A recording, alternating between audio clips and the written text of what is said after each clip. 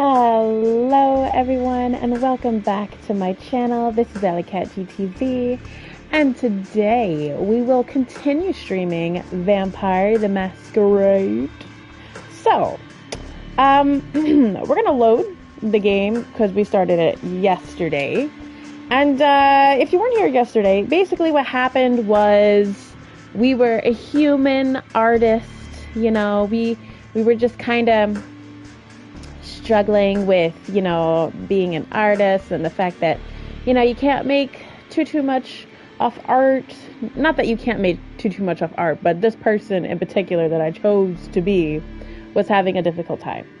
So, they got carried away off with some stranger and I got turned into a vampire and, it was just some vampire shenanigans where they were like, oh, okay, well, we were gonna punish you, but this lady here, she's like, no, I be your sire, and I'm like, okay, so yeah, we're with the lady, and it's night 1 apparently for us. I mean, technically kind of night 2, but night 1 as that is what we will be doing. But anyway, let me try to get you guys up here on my phone first. And see that. Cars. This is Justin. Yes, Justin. Cars. That is very true. Cars. The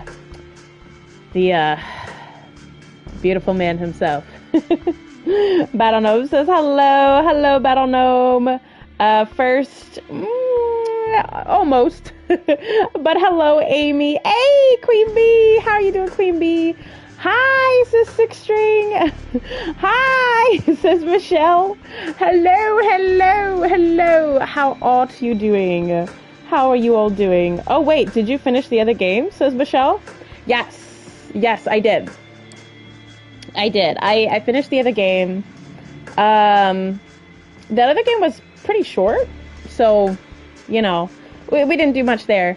But just for those who don't know, this is a mature game, rated M. So, language, sexuality, violence, all that jazz. Boobs. That's all encapsulated in this game. So, because yesterday they cussed quite a lot. So I was like, okay, let's get it. I mean, come on, vampire games, you can't make a kiddie vampire game. You just can't. But anyway, so yeah, this is our first night. We're supposed to rest. Although I'm not 100% sure how you rest necessarily. Oh, okay. Okay, I just press the X button. That's what I do. That's what I do. Okay, so it says for tutorial for some reason, but I don't know. It is only our first night, even though yesterday we took 2 hours on that stream. But I feel like I really like this game so far, because I feel like even though, it's hard to write vampires because, they're so... They're written a lot, but I love vampires, But I do feel like this game is well written. So I am liking it so far. I am. I'm good, thank you. How are you? Hey, I'm glad you're good, Michelle. That's awesome. I'm doing pretty good myself. 20 plus. Hey, Chill Vibes. I'm joking. And no, you're good, Chill Vibes. Yes, 20 plus. Well, technically rated M, I think, is 17 and up, but I know you were joking. It's fine. It's good. But how are you doing, Chill Vibes? It's wonderful to see you. I'm too young then. JK, says Michelle. Oh no, Michelle, cover your eyes. You don't want to see the vampireness. You're going to be dirty. But yes, we're full-fledged. We're a fletchling. And, yeah, I don't know what we're doing. I know what we're doing. Let's see. Allie, hey, how are you? I'm doing good. I'm assuming you meant me, but I'm doing good, Chill Vibes. I'm doing good. All right, let's read this stuff. It says, hunger is at the heart of a vampire's existence. To ignore it is to tempt the beast, to take over in its desire to feed. To overindulge in feeding may threaten the masquerade while stating what humanity you have left. So basically, you're always going to be hungry as a vampire, which is what they were saying yesterday.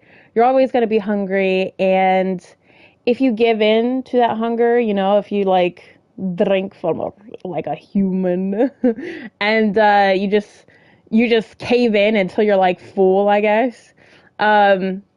You have the chance to kind of like go a little cuckoo for Cocoa Puffs, and then all the other vampires will get mad at you because obviously you're kind of close to the sea. So yeah. But in New York, having high hunger is indicated by a progressively thicker, bloody frame around the screen, like the one you see now. Oh, okay, got a bloody thick screen. Okay, so having high hunger. All right. As your hunger grows, so does this indicator. Your hunger may increase when you call upon your vampiric powers, or when you need to mend your wounds after a fight. Uh-oh, we gonna get in some fights. When your hunger reaches the maximum level, you will receive a warning after you complete a piece of the story. Ignore it at your own peril. Okay. Some choices might only become visible if your hunger is high enough. Ooh. I'm sorry. I think hunger and I'm just like, rare. Similarly, high hunger may block off some choices as you'll be able to see after pressing continue. Okay. So, well, of course, we're going to get some choices and stuff. So it's interesting that, oh, blocked off option, continue. Okay. So some choices might become visible if your hunger is high enough. Okay, yes. Similarly, your high hunger may block off some choices as you will be able to see after pressing continue.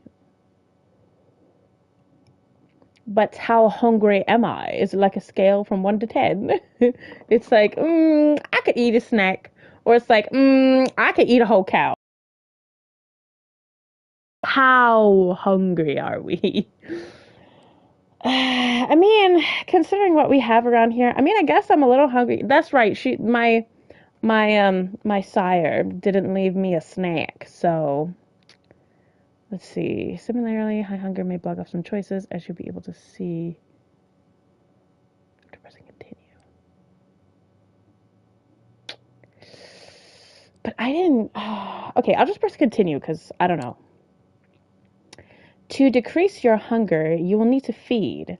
Whenever you see a feeding opportunity, you can take the risk to hunt and slake your hunger.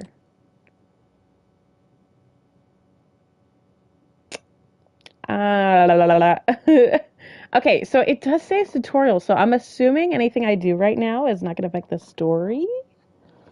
I'm supposing, maybe. I'm good, Alley Cat. Your streams always light up my night as usual. Aw, thank you, Chill Vibes. I appreciate that. I'm glad they light up your night. That's good. Last year got scared so well, I loved it. Oh, really? Oh no, you got scared? What scared you?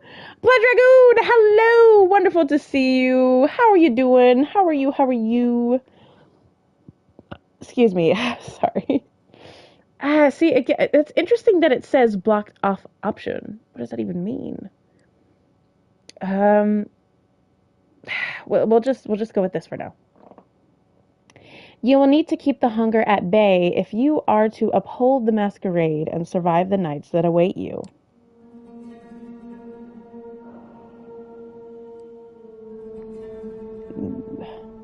Okay, so we slept through the night, and now we're back into the story.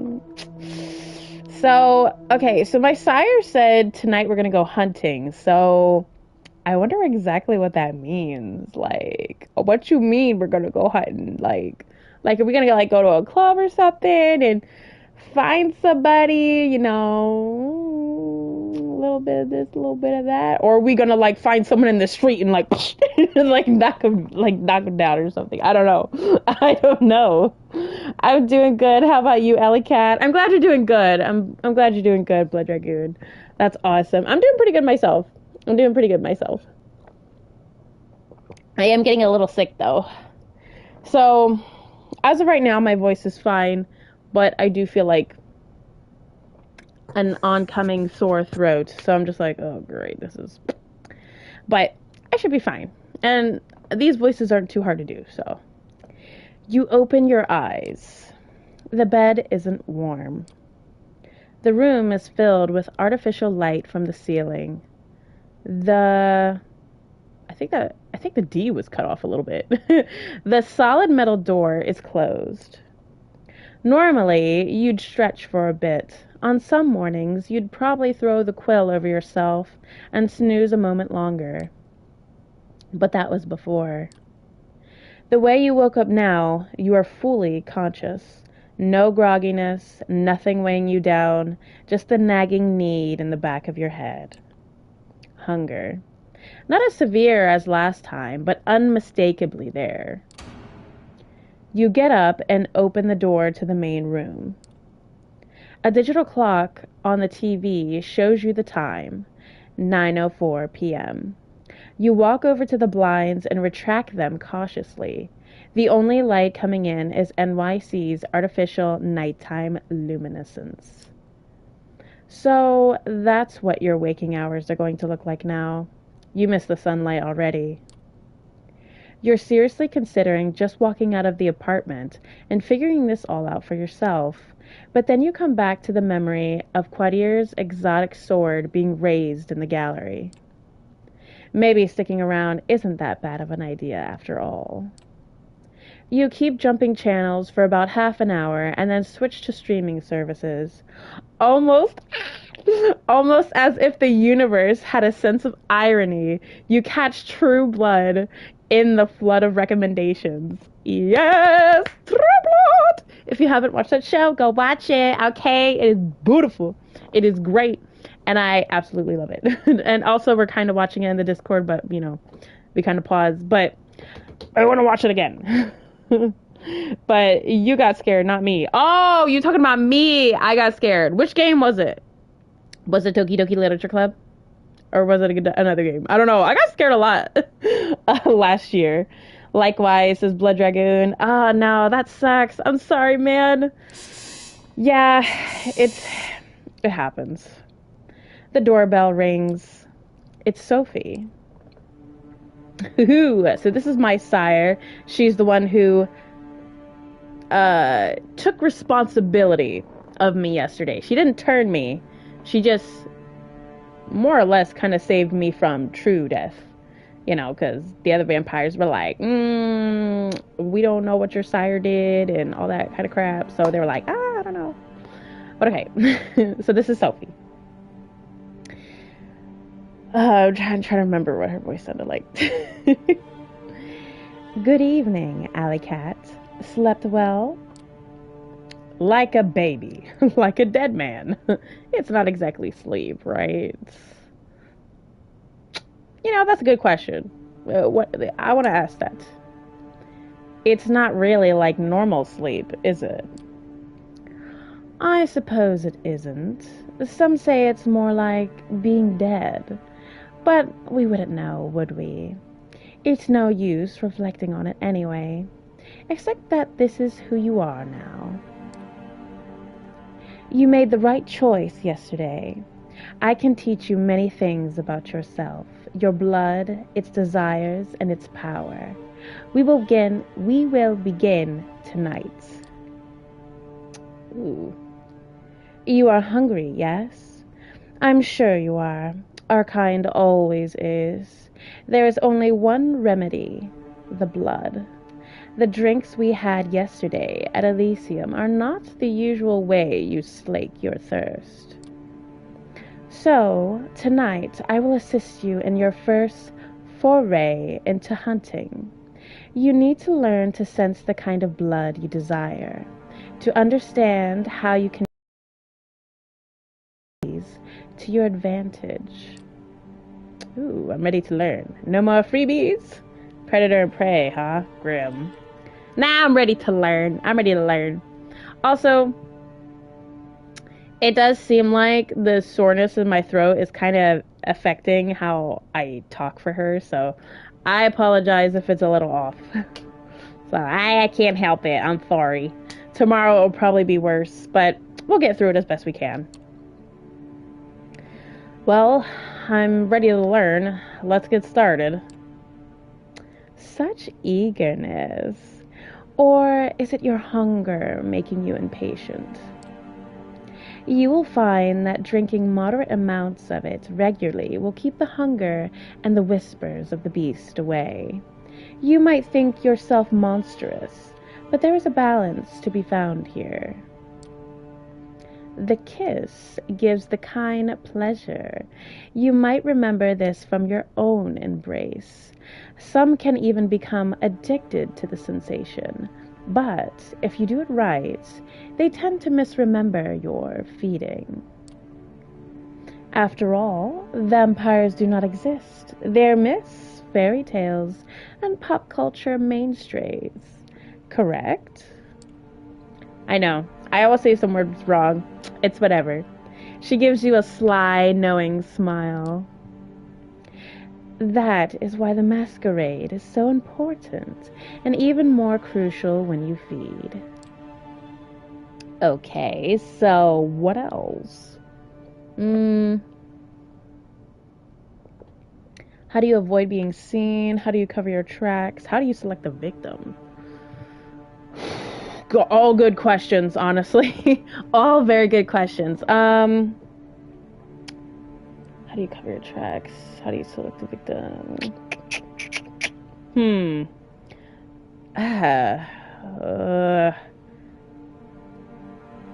I guess I'll ask this one. How do I choose who to feed from? Are there better or worse targets?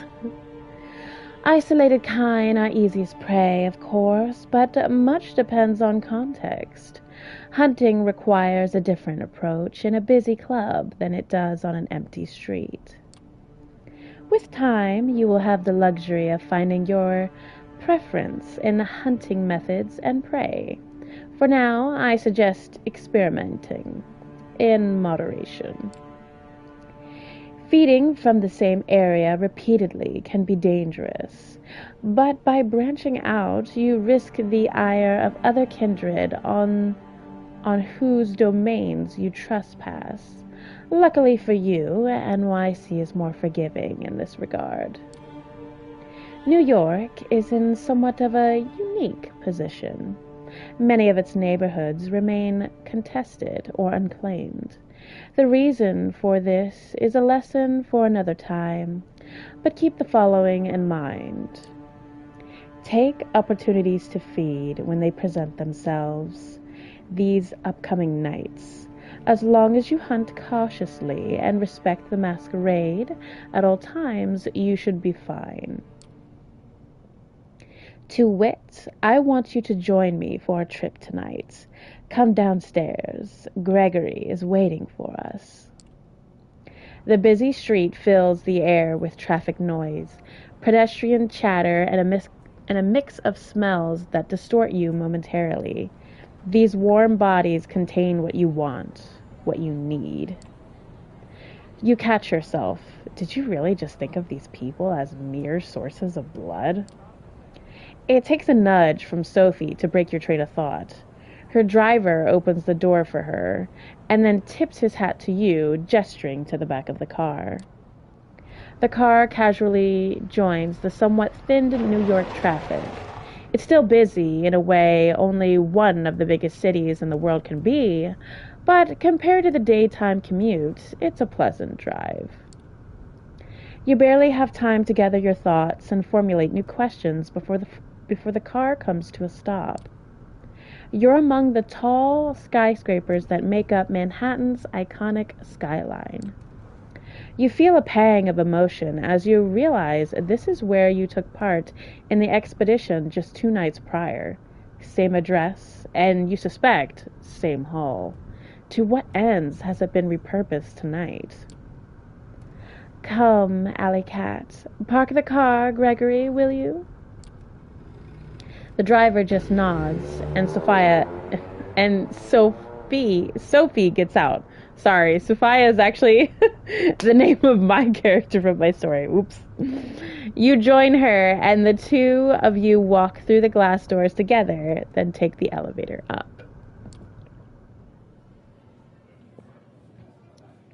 You first notice an empty stage with the instruments of a string quartet still in the back, then take in the few dozen chairs in front of it.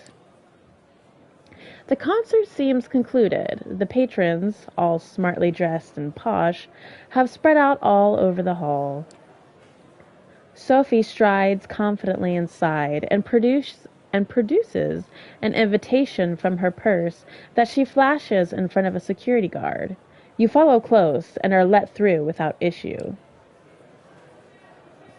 Alright, let me just... It's the one about a high school, and I think there's a glitch, and it scared the crap out of you. Oh, okay, Michelle. Gotcha. Yeah, you're talking about Doki Doki Literature Club. Yeah, that's what you're talking about. Yeah, that game scared me a little bit.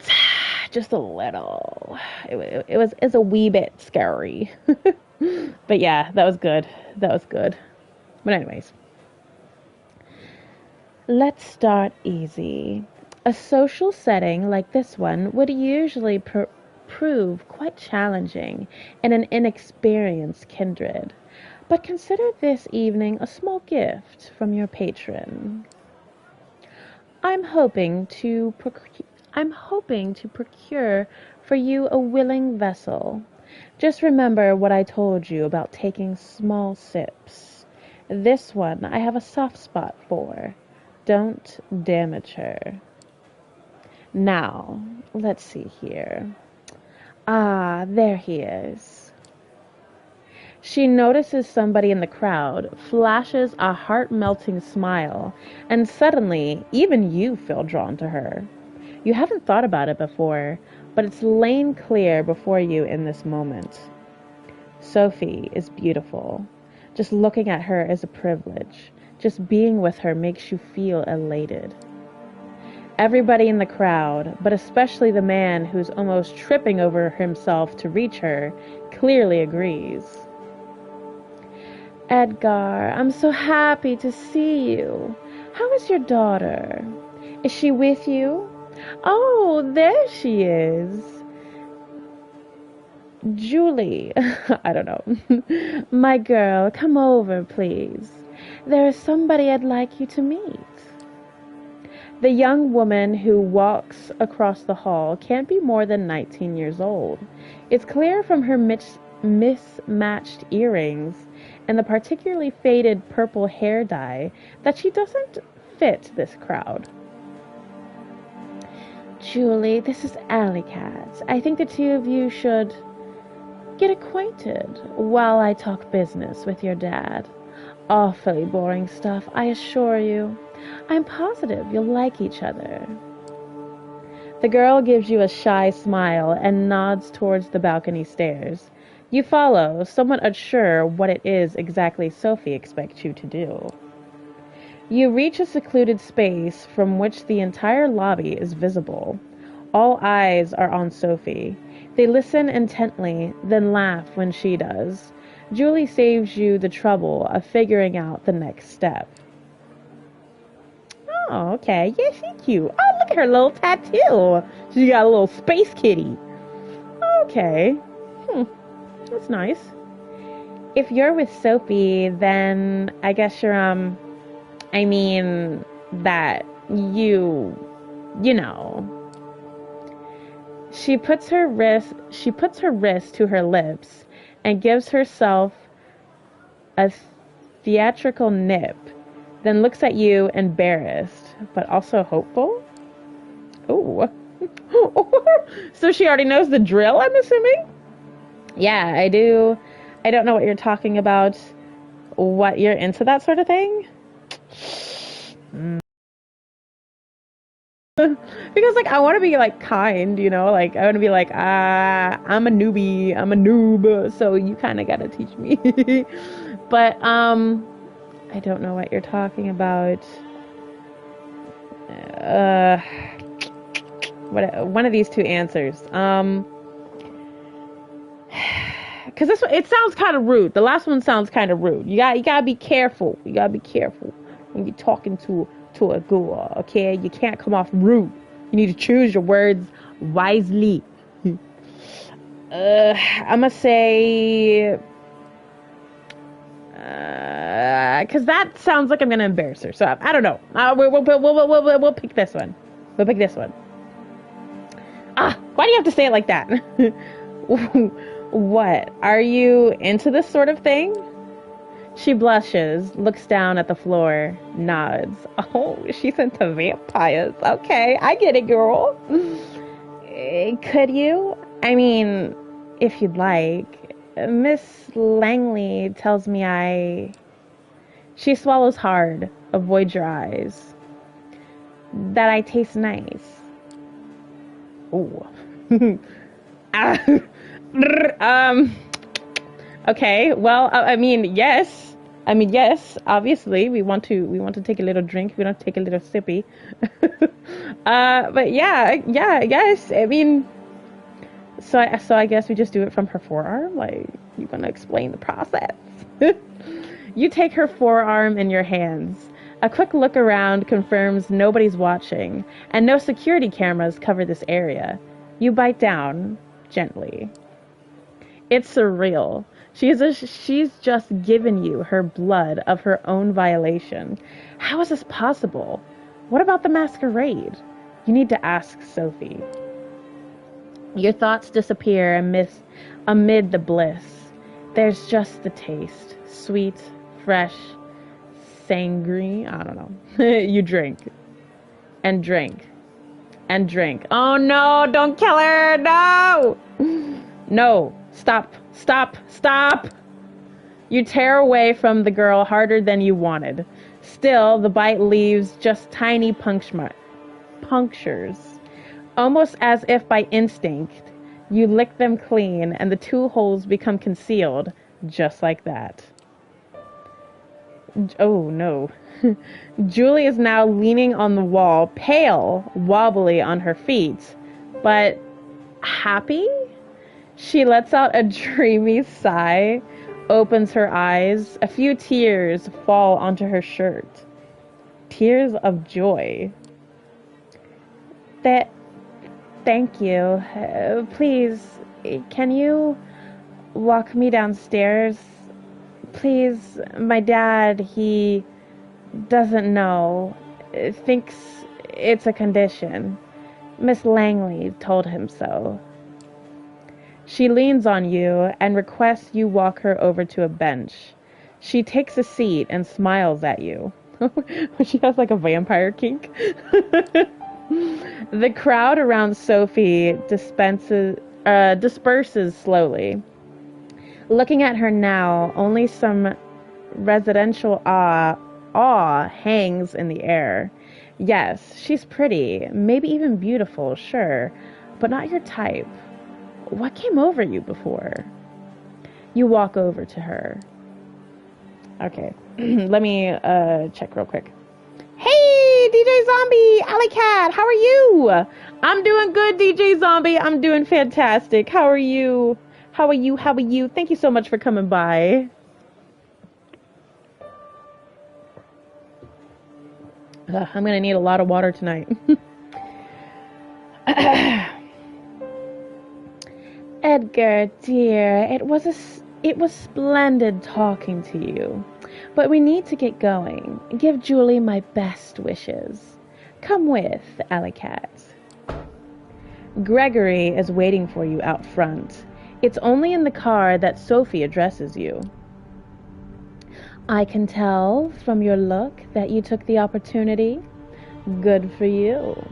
That girl's exquisite, don't you think? You wouldn't tell by her demeanor. but she has so much passion. It brings out a unique bouquet in her blood. Yeah, I know I said that wrong. But anyway, her blood was delicious. Let's see, she knows who we are. I feel like I took advantage of her.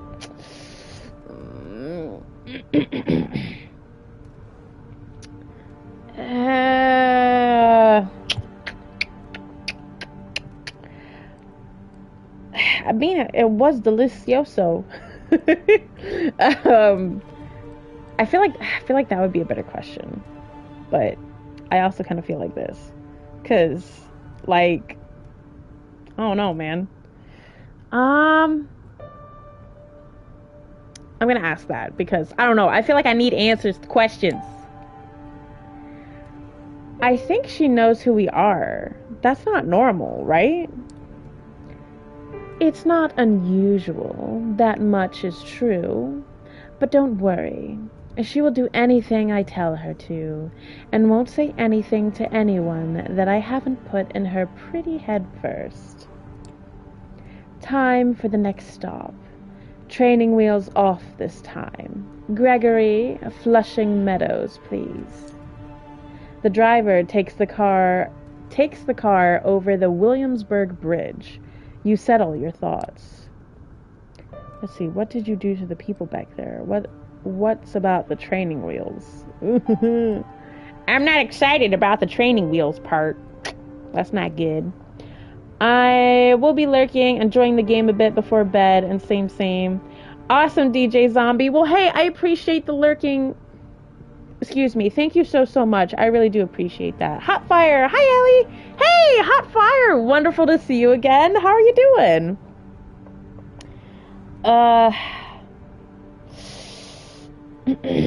Let's talk about this. Those people back at the hall, they were all entranced. Even I was under your spell. What was that? She smiles with satisfaction. That old trick. Just the blood doing my bidding. We all have our talents. Some of them come from the legacy we inherit from our sire. Others can be learned with experience. I can sway people or make them fear me.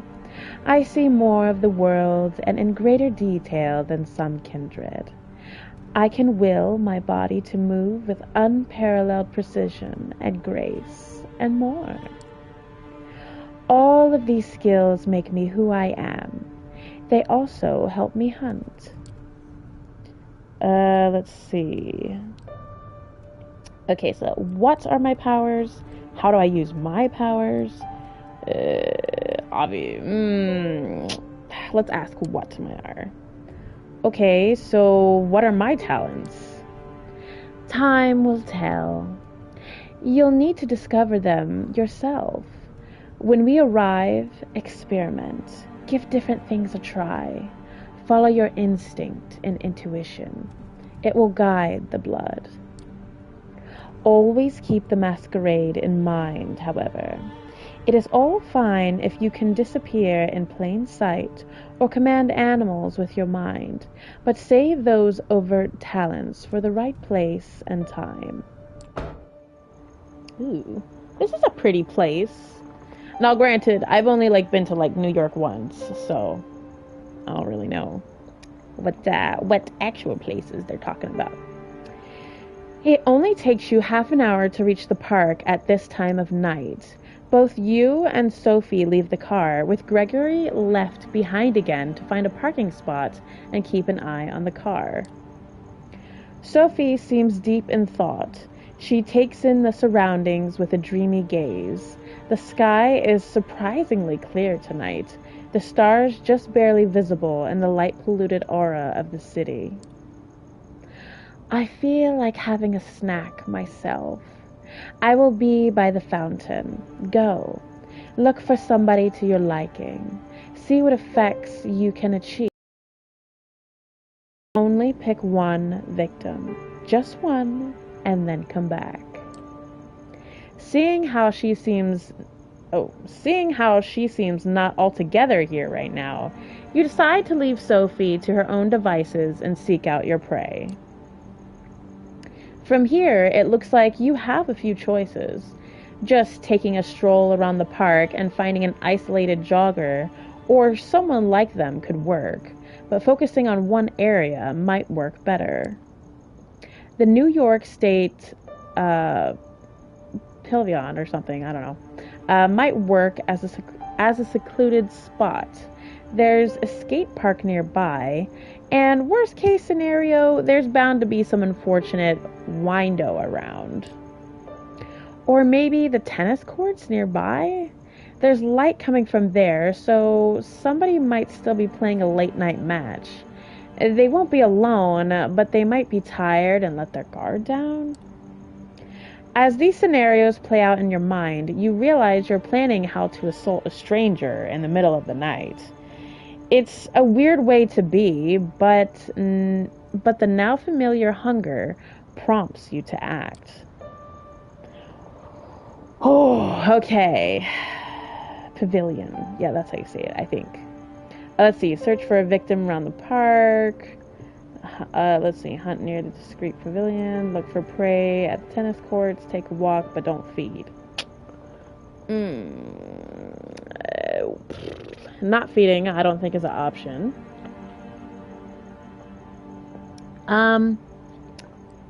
Let's see. Maybe around the discreet pavilion, perhaps. Let's go with that. It did a lot of good. Did a lot of things. A lot, I think, says Hotfire. But that's good, Hotfire. Hey, DJ Zombie, thank you for lurking. Vampire clans, grunt, anyone get trouble, they disappeared. Let's see. I'm not hungry, just protecting my territory. I understand, Hotfire, I understand. But hey, thank you all for lurking, those who are lurking.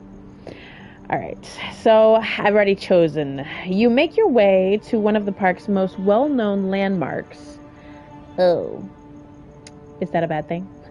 The round skeleton of the New York State's Pavilion, with its two vaguely futuristic-looking towers. You don't get lucky with the skate park. It's not deserted. Instead, a group of skaters is gathered around, talking loudly and listening to music playing out of a crackling smartphone speakers. Deciding to have a quick look around, you identify a potential victim. A sleeping bag lady leaned over on a bench, a shopping cart full of what looks like trash nearby. Even thinking of that second option makes you feel sick. You decide to take your chances with the skaters, not even getting close to the homeless woman.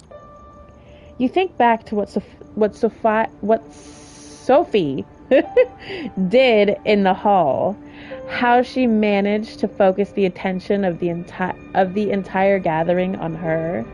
That might be a tall order for you, but a single person could be doable. You single out a guy who's talking on his phone away from the gathering. He's having a heated discussion with somebody. A relative? A partner? It's not going well. This talk's over. Sorry.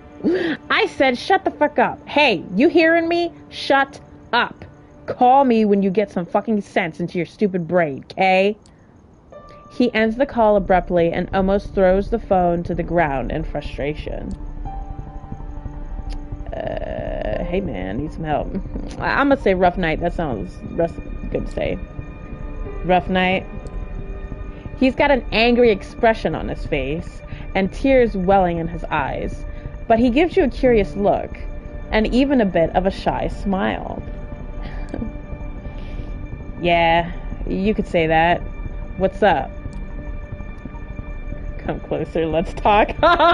That's not conspicuous. Let's see, I just got the cure for that downer. I want to show you something. Oh, come on! I want to show you something. Got the cure. Come closer. I know. I'm sorry. All these are lame. I feel like I'm just like, I might as well be wearing a trench coat and opening and be like, hey, want some candy, kid? It's like, no. Oh gosh. Let's see. I'm not sure, Hotfire. I'm not sure. Watch your fucking mouth, y'all can't. LOL. Just kidding. Thank you, Six Strength. Yeah, it is a mature game, so I do just want to let you know that. LOL, says Queen Bee. What am I gonna say to this guy? My goodness. Come closer. Let's talk. That sounds like the least worst one, I guess. I got the cure for that downer. Oh no, that just sounds so bad. I want to show you something. No. God, I don't know. Come on, game. Like, we gotta play it cool. Okay, come closer. Let's talk. Yeah, come closer. Let's talk. He takes a few steps forward, away from his buddies, who remain totally oblivious to what's happening, but you see your influence fading. You take your chance and lunge. No! No! Come on, dude! Slow and steady! Come on! You don't... No! God, your fangs... No! Your fangs sink into his exposed shoulder. He shivers and lets out a moan. His phone hits the pavement and you hear the casing crack. Oh no! His blood tastes like a clash of hot emotion and melancholy, laced with some artificial stimulant you can't quite place. An energy drink? A recreational drug? It's a strange mix. You hardly have the chance to savor it, as the proximity of the skater's friends makes you feel vulnerable. You hastily finish drinking and drag the guy over to the pavilion. When you turn around, you realize you're not alone. Oh God, come on. We're fucking up so bad right now. This is not good. Dude, I'm here for a little bit more. Okay, Michelle, I got you. No, a hooded man is looking menacingly at you. Oh no, what do we do? God, no. Sugar. Hoodlum. What do you think you're doing? Barfing? Oh no, barging in on my turf like this, lick. Oh, lick? Is that what kind of slur is that? I didn't mean to trespass. I'm gone. Piss off or else. Oh no, I'm trespassing. Oh no, that's not good. So obviously he's the other vampire. Crap.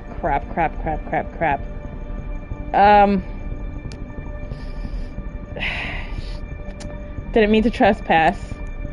I didn't mean to trespass. Sorry, I'm going. Too late for that, friendo. You want to leave here in one piece, you talk candidly. I know what you are, so you can shove that masquerade misdirection up your ass. Now, better tell me who you're with before my posse shows up and beat the hell out of you.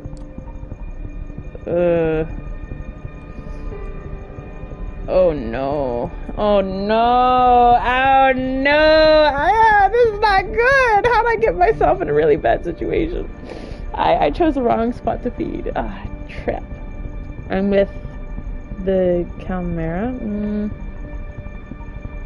Or no, cam. I can't say that. I'm with the cam. I'm gonna say this. Chill out. I'm with the cam. He does anything but chill out. He immediately tenses up, gives you an extremely nasty look, and bares his fang.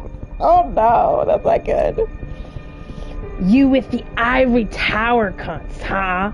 Well. Tonight's my lucky night. Oh no, this is only getting worse. No.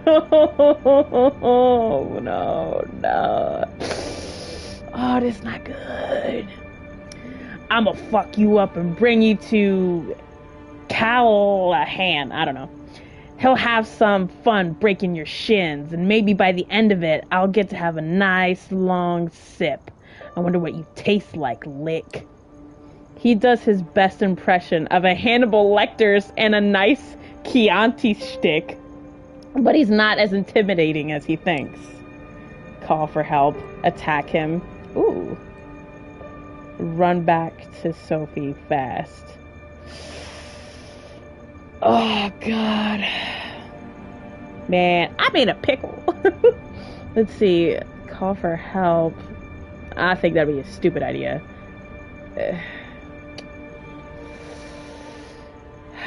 I feel like the only safe option is to run back. Oh, God, but then that makes me like a...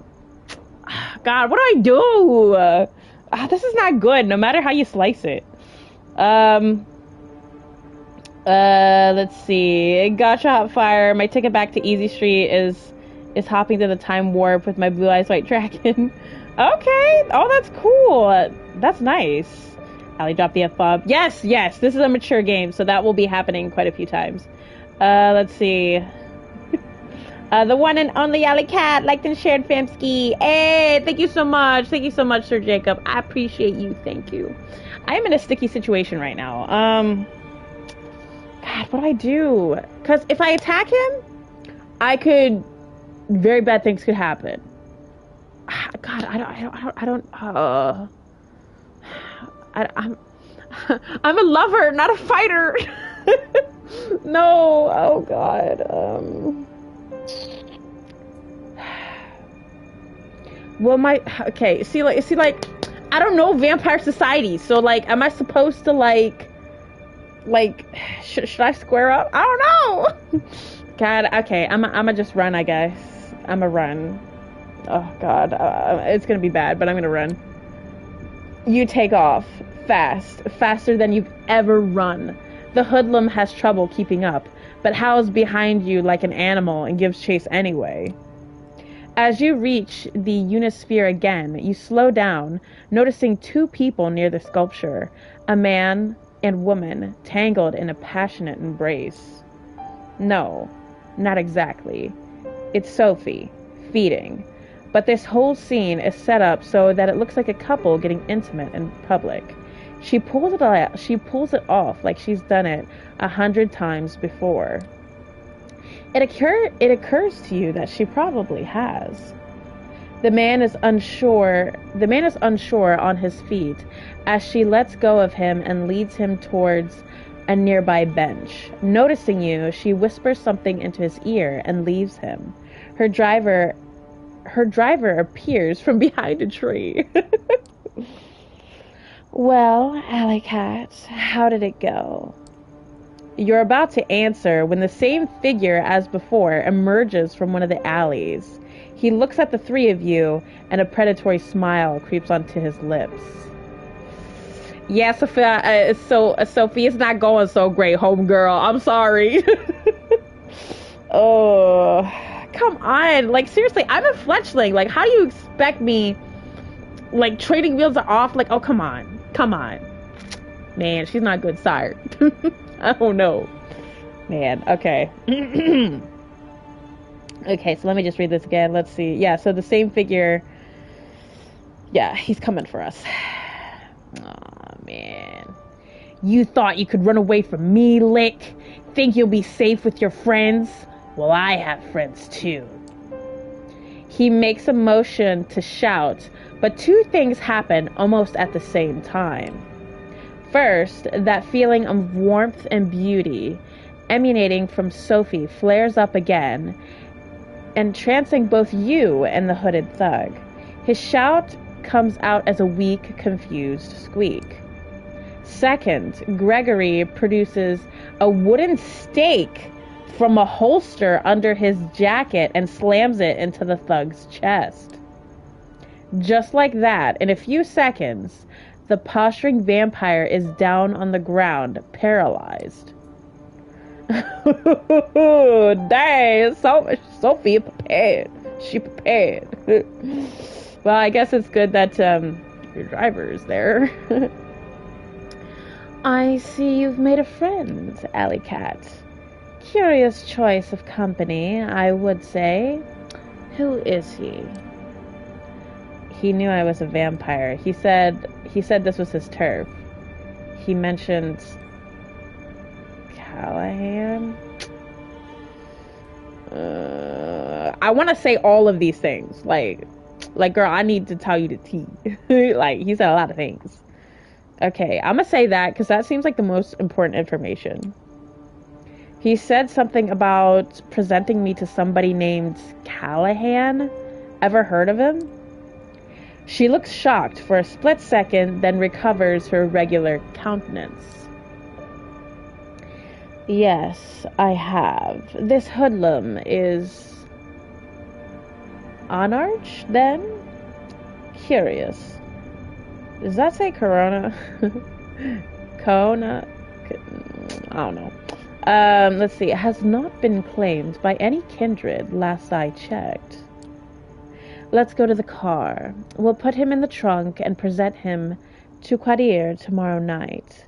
I'm sure he'll be delighted to make this unbound's acquaintance. Ooh, okay, so maybe I did a good thing? Gregory carries the staked vampire and dumps him into the car's trunk like a mannequin. It's a strange sight, and you're quite happy you're not in that poor fucker's shoes right now. It's almost surprising that you can get away with just casually throwing a stiff into your car and driving away. But then you remember that Sophie has been doing this far longer than you have. Still, the nagging thought that anything you did tonight could have been recorded on a CCTV camera or picked up by a rando with a half-decent smartphone and streamed online fills you with dread. Hunting and using your abilities is a dangerous business. It's clear that this whole being a vampire thing has about as many caveats as it has perks. You're taken out of your headspace by Sophie's voice. Whoops. Let's see. I'm not mature, lol, JK. I see you, Michelle. Let's see. Alu, run. Okay. Let's see. You must run. You're not strong enough. Yeah, I was gonna say. I was like, yeah, that's probably not a good idea to fight him. So I'm glad I ran. I will pick you up tomorrow night, same as tonight. I have some business to attend to at Elysium, and I expect you. Plus, our friend in the back needs to be properly introduced to Kadir and the prince. I'm sure he'll have some interesting things to say to the court. Her voice is cold, cruel, and nothing like the enchanting personality she showed at the gallery earlier tonight. Sophie is clearly a woman of many faces. Ooh. I do the same thing in his place. What's going to happen to him? I guess. So we ask this. What's going to happen to him? The usual, I imagine. Interrogation by Coteries, probably in the basement of the gallery. A quick trial with the prince in attendance if she's there tomorrow night.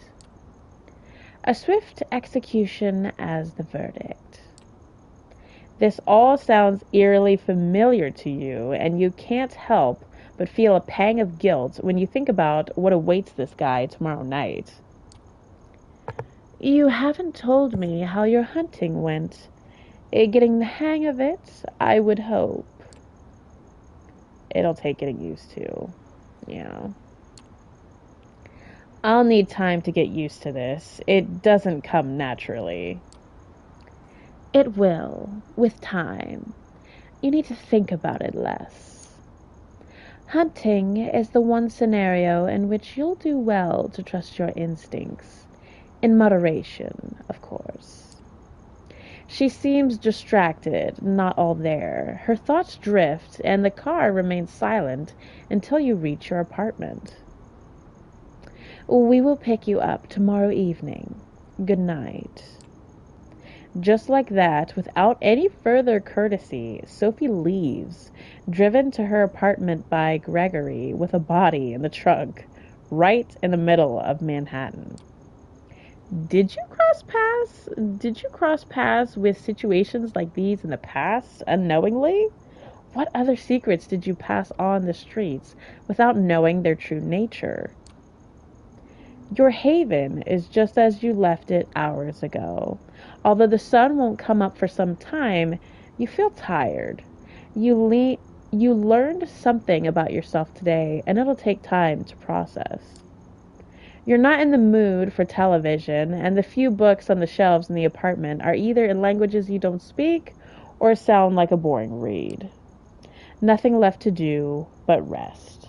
You settle in the back room, lock the door. A moment of hesitation, but then a decision. This time, you turn the light off. You think back to Julie. How many people in this city know about this vampiric society? How many are willing accomplices in sustaining it?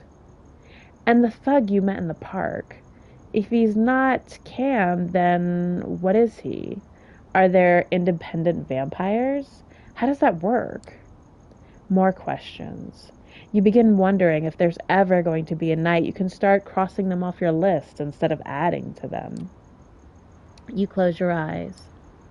You sink into the now familiar void of nothingness. It greets you with open arms like an old friend.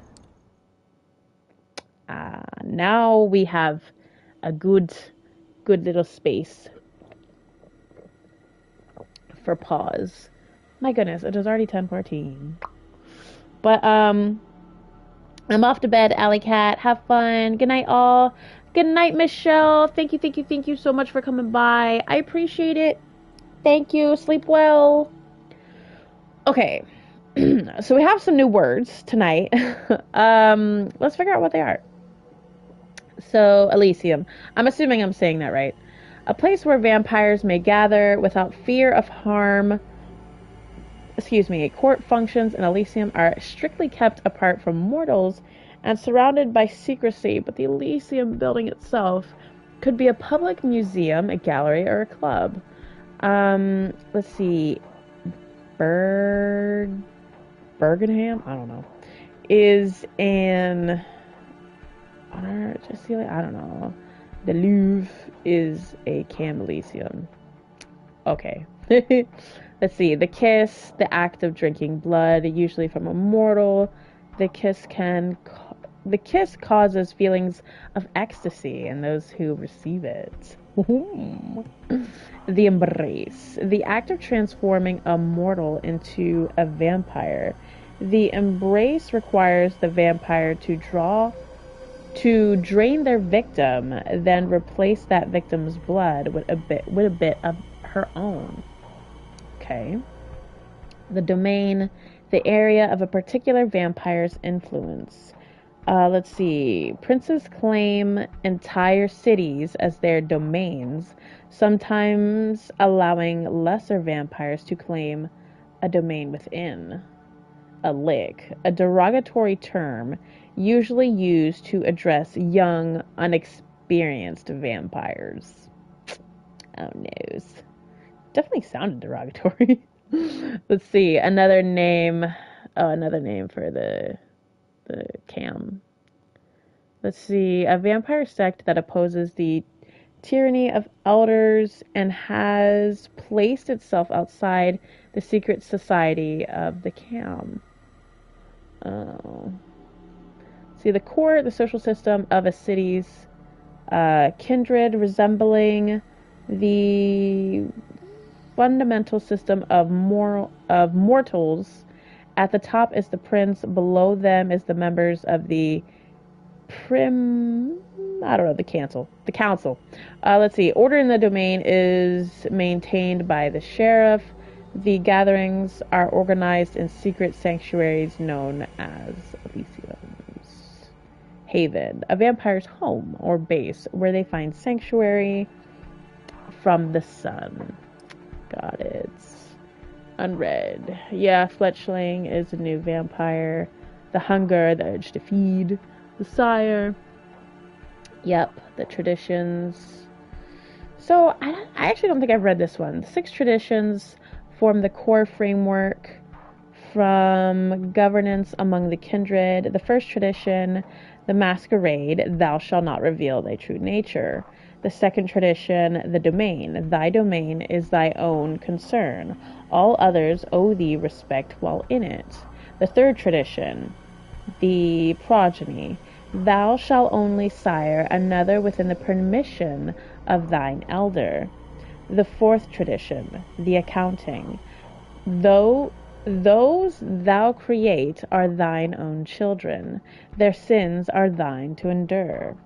The fifth tradition, hospitality, honor one other's domain. Without the word of acceptance thou art nothing.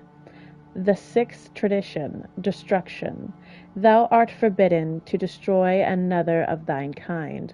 The right of destruction belongeth only to thine elder. And a sect is a group of vampires arguably united under a common philosophy. The two most widely known are the sects currently populating the nights are the Cam and the Anarch. Yeah, that's how you say that. The Anarch movement. Got it. Okay. So yeah, that's what we're dealing with.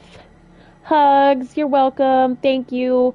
Yeah, big hugs to you. Big hugs to you with. Okay, so I guess we're gonna rest. Take a little resty. Little testy, little resty. And the darkness, the void. You open your eyes. It's pitch black here.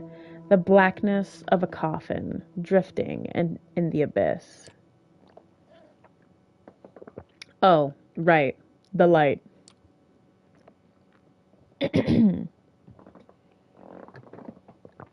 You grasp for the switch. Flip it. The familiar cramped room with a steel door and no windows come into view. You emerge from the bedroom, fully awake, just like yesterday. Man, that'd be great if I could just wake up and be fully awake and not have to be all like, like still drowsy. This time, however, Sophie is waiting for you, comfortably seated on the sofa in your living room space, a book in her hand. The melancholy, I think I'm saying that right, of resistance. The title's sure on brand. Good evening, Alley Cat. Let's see, how did you get inside? Sorry to have kept you waiting. Good evening, I guess. Good evening, Sophie. I hope you rested well. Tonight will be quite eventful, I think. Come, we have an appointment. I received word Elysium would be called again tonight on account of your unruly friend from... That does say Corona Park, doesn't it? Anyway, there should be a great opportunity for you to mingle. Mingle, eh? She keeps talking to you as you walk downstairs and get into the car. Gregory gives you a slight nod and a small smile while opening the door for Sophie. He starts the car when you take your seat in the back. Most of the Primogen Council is bound to be there, at least those who usually attend. Probably some other important personalities you do well to at least learn about. Let's see.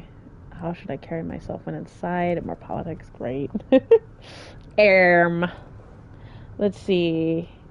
Tristan says, how are you liking this game, Allie? Does it feel your decisions matter? By the way, I beat Super Hot. It's the most innovative shooter I played in years. Oh, really? The most innovative shooter you played in years? For real? I'm liking the game. I'm liking the game. I certainly am. I feel like it's very well written. And I was already put in an uncomfortable situation that I couldn't really get out of. And the consequences of my decision is happening now. So it's interesting. Yeah, your decisions definitely matter. I think so. But yeah. Yeah, and I'm excited for the 4-day weekend as well. It's like, yay! He has off for like a decent time finally. Let's see. Who should I talk to? How should I carry myself? I guess let's ask, how should I carry myself? You never told me if there's any saviors, I don't know, kind of rules I should respect when talking to other vampires. Yeah, there's a lot of things you didn't tell me, miss. Knowing that you're among your superiors is probably the most important. In our society, status comes with age. Pardon my sincerity, but you are insignificant. Not even associating with me can make that fact that you've been kindred for barely a few nights be forgotten. So know your place. Stay out of your superior's business and show the utmost respect. Thanking the prince for sparing you, and maybe having a friendly chat with Coteries publicly might show your gratefulness for being a part of the cam now. I would suggest you make it sincere.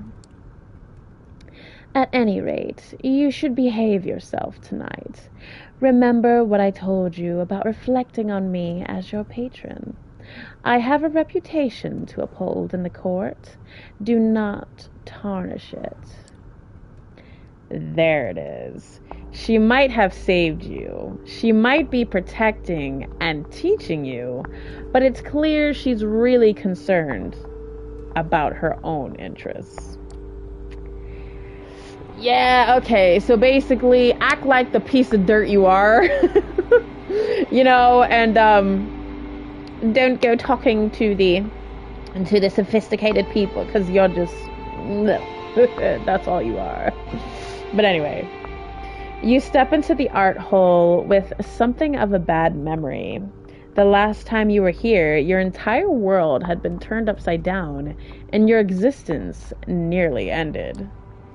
But tonight there is very little outward hostility.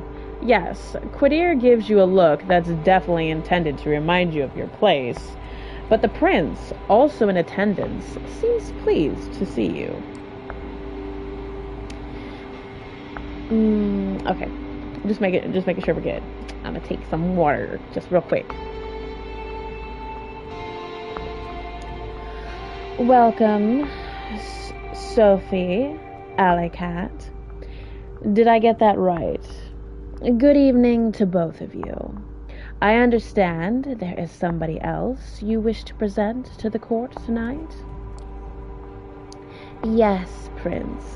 They will be joining us shortly. My assistant is retrieving them presently. This better be worth the prince's time, Langley. The prince gives Coteries a cold glance. You better uphold your tongue. Forgive the sheriff's harshness. He's in a particularly foul mood tonight. Something to do with Alicat's begetter eluding his grasp, I believe. Ouch. That must have hurt his ego, even if his only reply is a crooked smile. The mention of your sire makes you feel a pang of emotion again. Whoever he was, he left a lasting impression. One reinforced with your visit to the show space last night. That's the past. Right now, though, you're back in the gallery and are reminded of your sister instead. Emma frequents this place. Is she aware of these clandestine, meetings after dark?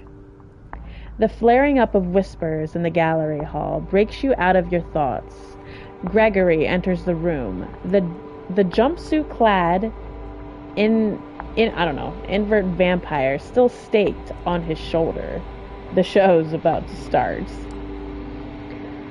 I'm assuming he's gonna be a foul-mouthed bad boy.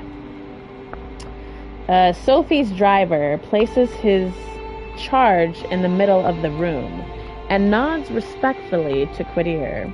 The sheriff approaches the vampire and removes the stake from his chest.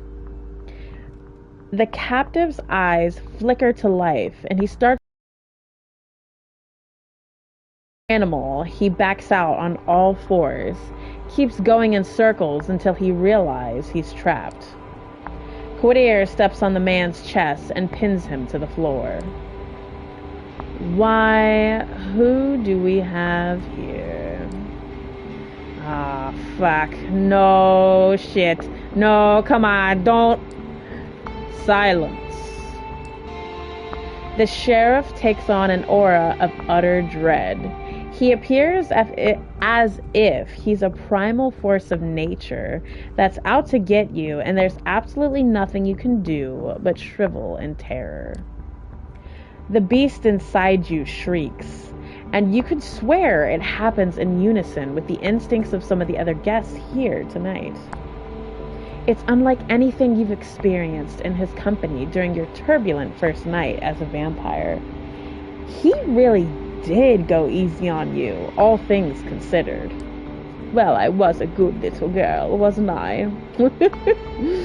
It seems like it takes all of the hoodlum's willpower not to crawl into a fetal position and start crying.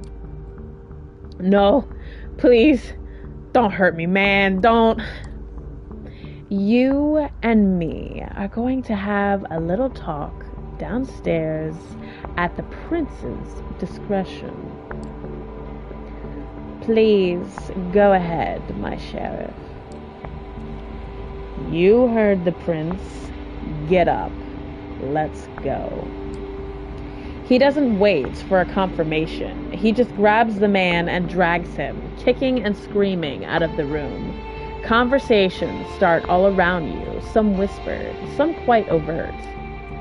Sophie looks somewhat bored of the whole affair, her eyes wandering from art piece to art piece, clearly finding nothing to her particular liking.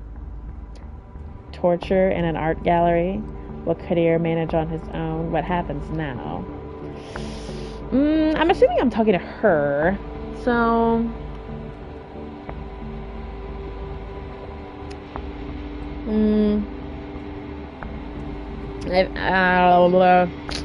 Oh no, man. I kind of already asked her what happened, so I feel like that'd be redundant. But, I'm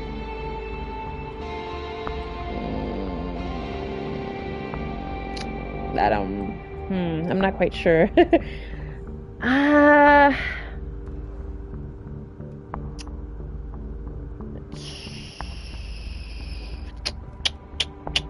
See, let's go with this one. That guy's shifty and desperate. There might be more to him than meets the eye. Will Coteries manage to deal with him alone? What a ridiculous notion. Of course he will. What is one-cornered rat from an old experienced predator? Excuse me. Ooh. I guess that was a bad thing to say. Sophie leaves your side and goes to a corner of the gallery where a group of kindred, seemingly pretty old-fashioned, gathered. A concierge offers you a drink, still warm. It smells nice. Just a sip to start you off, a splash over your palate, coating your tongue and the inside of your cheeks. Nourishment. You're left to your own devices. You have a quick look around. The prince is currently talking to a dark-skinned woman that you recall seeing here a few nights ago. She has a cold but noble countenance to her. Their conversation seems casual. A loud, shrill laugh turns your attention to the bespectacled man who saw you with Sophie on the night of your judgment. He's making the rounds, chatting up different patrons. You feel somebody's eyes on you. A casually dressed, plain-looking man stands alone near a column, watching you.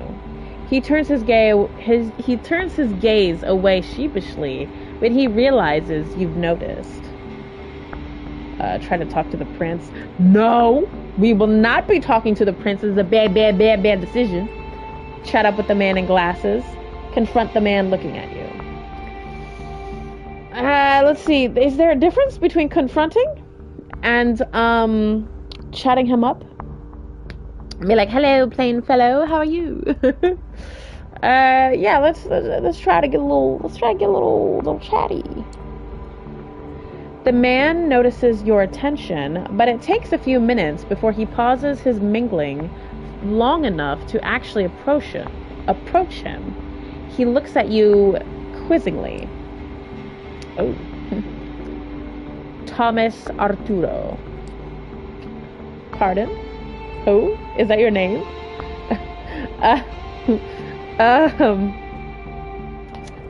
Let's see, which sounds the most nice? Apparently that is his name. Is that your name? I assumed you'd like to know. I know you. By name only, of course. Alley Cat? Embraced just a few nights ago, huh? Well. How's Undeath treating you? I'm coping. I'm beginning to like it. I'm miserable, to be honest. I'ma just say I'm coping. I'm not miserable per se, but I'm not exactly getting things right, that's for sure. But if I say I'm coping, does that sound weak? I don't want to sound weak to the other vampires, you know what I'm saying? So I'm just kind of like, oh no, man. But Infinite Sky, hey, what is up? How you doing? Oh, wonderful to see you. How are you? I'm gonna say I'm coping. Oh my god, I hate honesty. Oh, I hate being an introvert vampire. Oh gosh. It takes some getting used to, for sure. Oh, it sure does. Good thing we have an eternity to make the best of it, right? He takes a moment to clean his glasses, completely ignoring you until he's done, and puts them back on. I'm sorry, got a bit distracted. You know, most of us don't need to wear these, right? I can see just fine without them, but it's a statement. The damn things keep catching specks of dust and other sorted shit, though. Never stay clean for long. Sometimes I think they're more trouble than they're worth, wouldn't you say? I guess I should agree. They look good on you. You'd like when things are clean?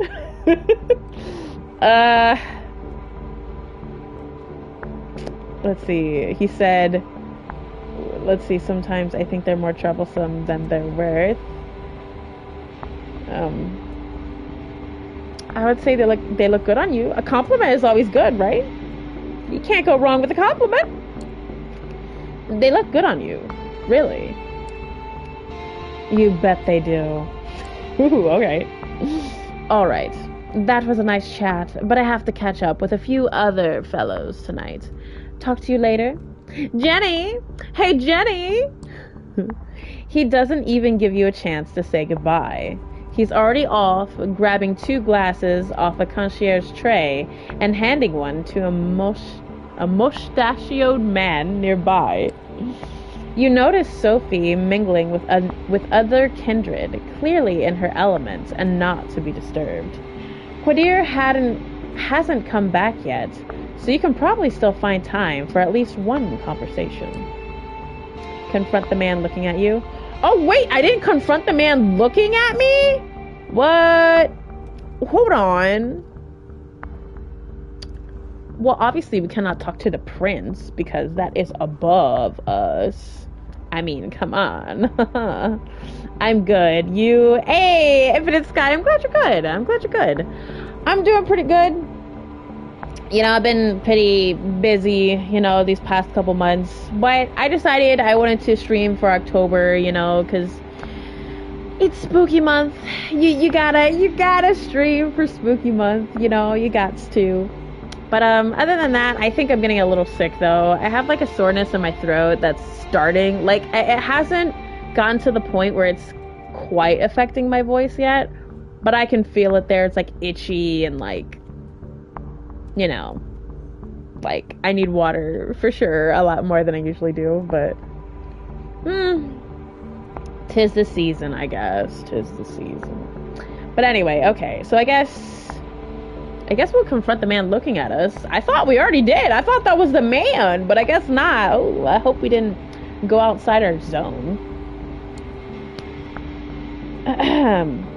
There's something about this guy. It's not that he's staring at you. Most everybody in this room has, at one point or another. It's how he does it. He seems shy, maybe even afraid. It's hard to find a secluded spot in the gallery tonight, but this guy has an entire corner of the room all to himself. As you approach, he's standing alone with no glass in hand, a worried look on his face. Good evening, mister. Something wrong? So, what's so interesting about me? Aw, man. I feel like anything I say is always gonna be like... God, it's so hard. Like, I'm walking on eggshells here. What if he's human? Maybe he's human. Maybe that's why he's, you know, alone. I'm gonna say good evening, mister. Good evening, Mr. Oh, okay. Like, interesting. Larson. Or you can call me Robert. Either's fine. Man, these people up here are weird. So, who are you? What's your role in this court? Why are you standing here alone like this?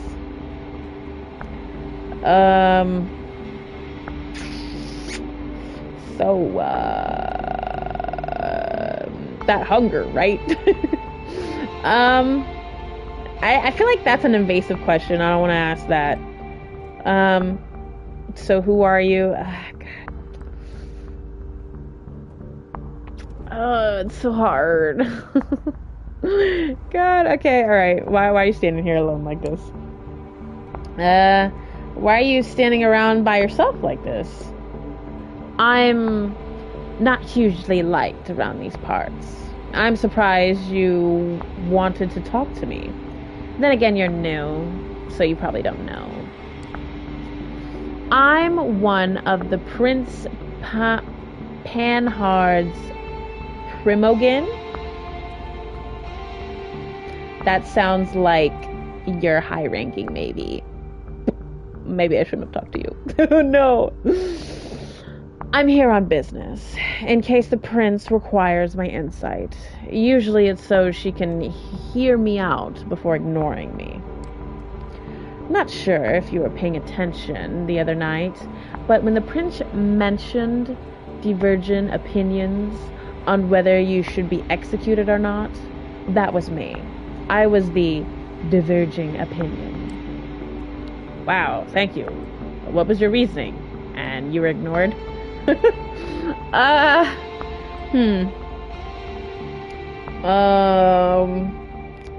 like this cheeky answer, but I feel like I don't know if I should be making jokes. Am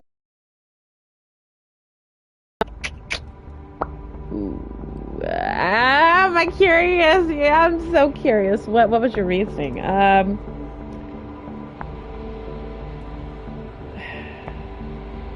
I don't know. I can't mess up, right? I can't mess up. I'm already talking to a prestigious guy. So No. We should say thank you. We should say thank you. We should say thank you. That's huge. Thank you. Even if it didn't change the prince's mind. Yeah, that's how it usually goes. Listen, I don't want to be rude. and I appreciate you reaching out, but word of advice, stay away from me. Many vampires in this sect regard my position as primogen to be some kind of joke. You know, you talk to me, they'll notice, and they'll hold it against you. Ooh, that's not good. You have a quick look behind you and see that a few of the kindred keep shooting you curious glances. One woman in particular, a redhead boasting in a fanciful hairstyle, watches you disapprovingly. Some of them already do, I imagine. Excuse me, I need to try to get a word in with the new Primogen members before Coteries returns. Enjoy your night. Oof, God, man, I made a bad decision, I guess. Well, what other choice did I have? With just the critical looks of a few kindred to keep you company, you start thinking about who to pursue next. A loud exchange near the staircase grabs everyone's attention. Quadir is back, and the hoodlum is with him. The sheriff pushes his unfortunate victim inside the room. Renee! Hello! How you doing, Renee? Infinite Sky says, I gotcha. Sorry to hear about that. No, it's okay. It's all good. I mean, it happens. You know, my kid is sick, and he's giving it to me. He's giving it to his brother. And now Tristan is next. But yeah, so it happens. But hey, I appreciate you coming. I hope you're doing good. The vampire that threatened you last night is a mess. That stupid hat is still inexplicably on his head, covering some of his ruined face in a welcome shadow. He's barely conscious. His shin is broken, you think. Something is protruding there, making the pant leg bulge. One arm seems twisted at a strange angle. Very little blood, surprisingly, but clearly a whole lot of hurt. Yikes. Well, Quadir, did our guests cooperate? Tell the prince your name. It's Howard. And who do you run with, Howard? The Midnighters. An anarch quandary, I don't know. My prince. Active for some time now, though from what this one told me, the name is about the only legacy the group has kept over the years. I see. Hey, Prince, I didn't mean it. I didn't know. I didn't... A loud crack makes some of the guests audibly gasp as Quadir's slap dislocates the man's jaw. A spray of blood creates something like an abstract art piece on the floor. This one is guilty of threatening a member of the CAM and claiming a domain without the prince's approval. Oh, it's so sexy. Yeah, you slap him. He threatened me. Meow. I'm sorry. He was being cool. That alone would be enough to pass swift judgment. But he is also Arnarch's scum. My prince. There can only be one verdict. Final death. Do your duty, Sheriff. Unless, of course, somebody would like to play at being a good Samaritan, like our dear Miss Langley a few nights ago. Ooh, that's interesting. The look the prince serves you and Sophie is a cruel jest. Sophie takes it gracefully, smiling and slipping her arm under yours in a strange public show of affection. Oh, I'm not gonna lie, that stings a little bit. Nobody says anything. Of course, we don't want that hoodlum.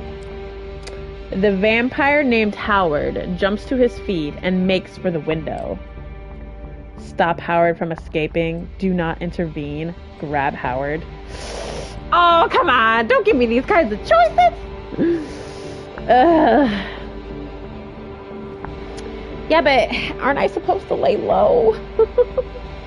Or would it be good? I'm good, says Renee. Oh, wait. Whoops. Oh, wait. No, wait. I miss Mark. Yeah, I'm not on YouTube often anymore. Never watch anything on here because they all just seem to push propaganda and news stories all the time now. Aw, I'm sorry, Infinite Sky. I can definitely understand how that is, you know, especially like if there are certain channels. Like, there are definitely some certain YouTube channels that I don't like watching because it's like, I feel like they're pushing stuff on you. And I'm just like, dude, like, why are you doing this? Like, is YouTube trying to, like, I don't know, like force you guys to doing this or like what? So, I mean, I don't know, but I can totally understand. But I do like to be on YouTube, you know, try to be for like funny stuff and whatnot. But anyway, I can totally understand. But still, it's nice to see you tonight, though. Hi, Ellie Cat. I'm good. I'm glad you're good, Renee. You and maybe one other person I'm sub to streams anymore. Oh, really, Infinite Sky? Are you serious? Oh, well, I'm sorry. I mean, I do stream. Right now I'm streaming for October, but I got a lot of stuff to do this year, so it's like I'll probably like stream a little bit in November and probably like the beginning of December, and then I'm probably gonna wait until January to maybe start streaming a little bit more consistently again. Mostly because in November I want to try focusing hard on continuing writing my book because I'm so close. I swear to goodness, I'm so close to like the final manuscript, you know. So I'm just like, okay, and it's just a lot of hard work, and it's hard to balance the two things, you know. But hey, you know, if while I'm here people enjoy me streaming, then that's all that matters, you know. But LOL, this is Queen Bee. All right, what the heck am I supposed to do? Okay, like I feel like do not intervene is like good, but then it could also be in bad because like I feel like this could go one of two ways. One, if I do not intervene, then like, you know, it's possible that he could get away, but at the same time he shouldn't be able to get away because, you know, Quadir and all, obviously he's showing off his manly vampireness, and so would that be rude to, like, you know, catch the guy who's trying to go for the window? You know, what if somebody else, like I don't know. Am I just thinking about it too much? I'm probably just thinking about it too much. I just want to be seen good in the Vampire Eye Society. Let's see. Stop Howard from escaping. Do not intervene. Grab Howard.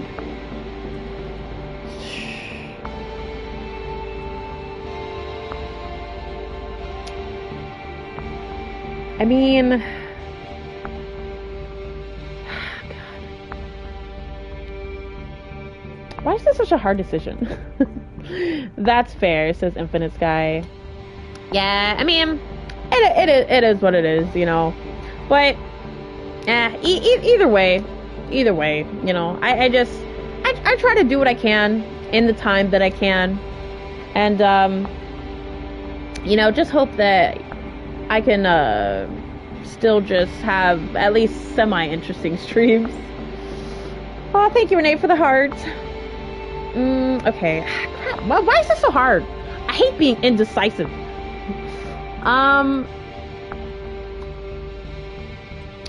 Okay, I feel like this is the middle option, so we'll choose that. In a split second, you make your choice. I hope it's a good one. You dash forward and hit Howard with your shoulder. He clashes into a painting, 4 abstract shapes, and a photorealistic squirrel for some reason, and falls down. You pin him to the floor. Okay, that's a little too much. Don't go too far. You pin him to the floor, but his survival instinct makes him a tough opponent to keep down. He turns the tables. He sits down on you and tries to bite you. Oh no, now I look stupid.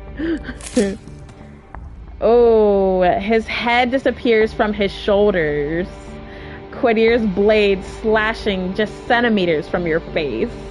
Ah! Instantly limp and decaying in front of your eyes, the lifeless body weighs you down. You throw it off, straightening your attire, and look to the crowd. Please be a good reaction. Oh, I probably embarrassed myself. No. Oh.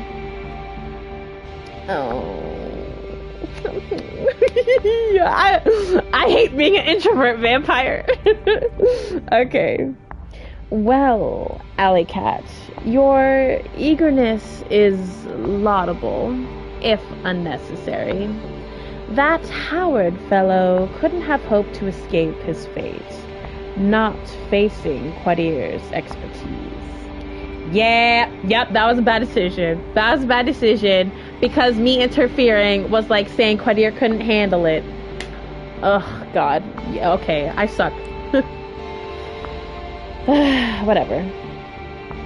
However, I have made note of this show of loyalty on both your and your patrons' accounts. Okay, so I get some brownie points, just a crumb.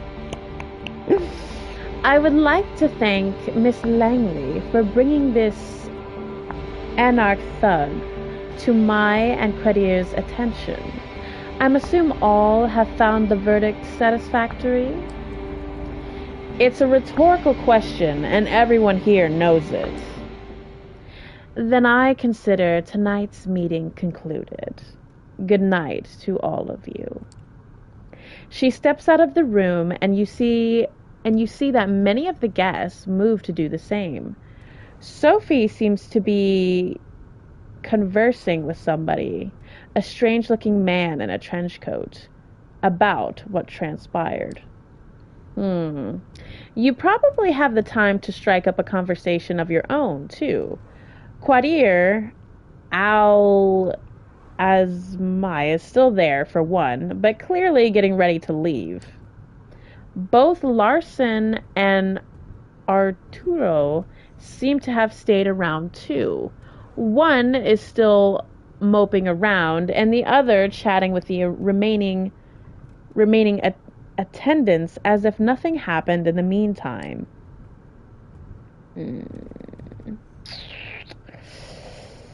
Which one was the one you shouldn't talk to? I feel like I need to talk to Quadir because she made a point to talk to him. I know he's about to leave, but I should talk to him. So I feel like he's the safest one to talk to. I think Robert Larson was the one that others would judge me for talking to. So we're not going to talk to him. But let's talk to Quadir. The sheriff's mood seems to have improved, so you decide you won't get a better shot at saying your piece. He is just sheathing his sword as you approach him. He notices you just before his face turns into a melancholic, frown, back from his regular predatory smirk. You seem to have caught him in a moment of reflection. What is it, Alley Cat? I wanted to thank you for bringing me here. Is everything all right? Impressive work tonight. What should I say to this dashing man? Let's see. I think I'm supposed to thank him. So I think maybe I want to do that, you know? Yeah, let's do that. Because obviously he's not going to open up. And if I compliment him, I don't really know what he's going to say that. But I feel like I should thank him. I wanted to thank you for bringing me here in one piece. For giving me a chance. Excuse me. Oh my goodness. An emotion creeps onto Quadir's face that you haven't seen the sheriff exhibit yet. Is that gratitude? It's fleeting, only there for a moment, gone in the blink of an eye. It was trying on my nerves, and you are still far and away from proving that it was the right thing to do. So don't think that a few kind words will let you off the hook. Still, I have to admit, I was as surprised as the prince when you jumped at the opportunity to stop that anarch from escaping. I was sure Valerie, I don't know, would have beat you to it. Oh, okay, okay, so somebody else might have jumped in. All right, so, okay, all right. Maybe it wasn't a bad decision. Middle ground is good. Okay. If there's nothing else, I'll be taking my leave. Why are you so mean? That's no. What? No. Don't ask him that. Let's see. Can you tell me something about Sophie? I don't know. Do you enjoy being sheriff? Why are you so mean? Why are you being so mean? You being paired? No, let's see. Let's see if we can inquire anything about Sophie. Let's see if we can find out anything about our sire. He probably won't tell us though. Oh yeah, that's right. I think they have a thing or something. I don't really know. I was wondering if you could tell me something about Sophie. She talks a lot about the cam and other things, but I barely know anything about her. Oh, I can tell you something about Sophie. Some things she wouldn't want you to hear. Like the fact she's manipulative and vindictive. But then again, which of us kindred aren't? You want to know more about Sophie's past? Ask her. She's unlikely to tell you the truth, though. I'm quite sure she never told me, despite our previous history. That's what we do, Fletchling. We exist for centuries and we lie. To our families, our friends, our lovers, to our kindred, sires and child, or I don't know, to ourselves.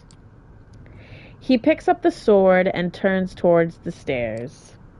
Good night. And watch yourself. You've messed up on my batting average, so I'll be sure to keep a close eye on you. What? What do you mean I'm messed up? With that final threat, he leaves the gallery. It's right about when Sophie also ends her conversation and walks over to you. Interesting evening, wasn't it? Come, Gregory's waiting downstairs. She seems preoccupied with something and not in the talkative mood. It's an awkward ride back to the city. This time, you arrive at another building, just 2 streets across from your apartment. She brings you upstairs through a very nice lobby and a luxurious looking hall into her domain. Please, have a seat. I shall be right with you. Ooh, this is her place, huh? You take in your surroundings. The apartment is like a gallery, an old school smoking room that you've seen in some period piece once, and a Navatu Riche's living room meticulously combined together. Apologies, old habits die hard. Clearly, some stick with you even after death. She drags on her cigarette and breathes out. Breathes? How is she doing that? Can you do that? Oh, yes, you might not know. It takes some practice, but you can keep smoking if you'd like.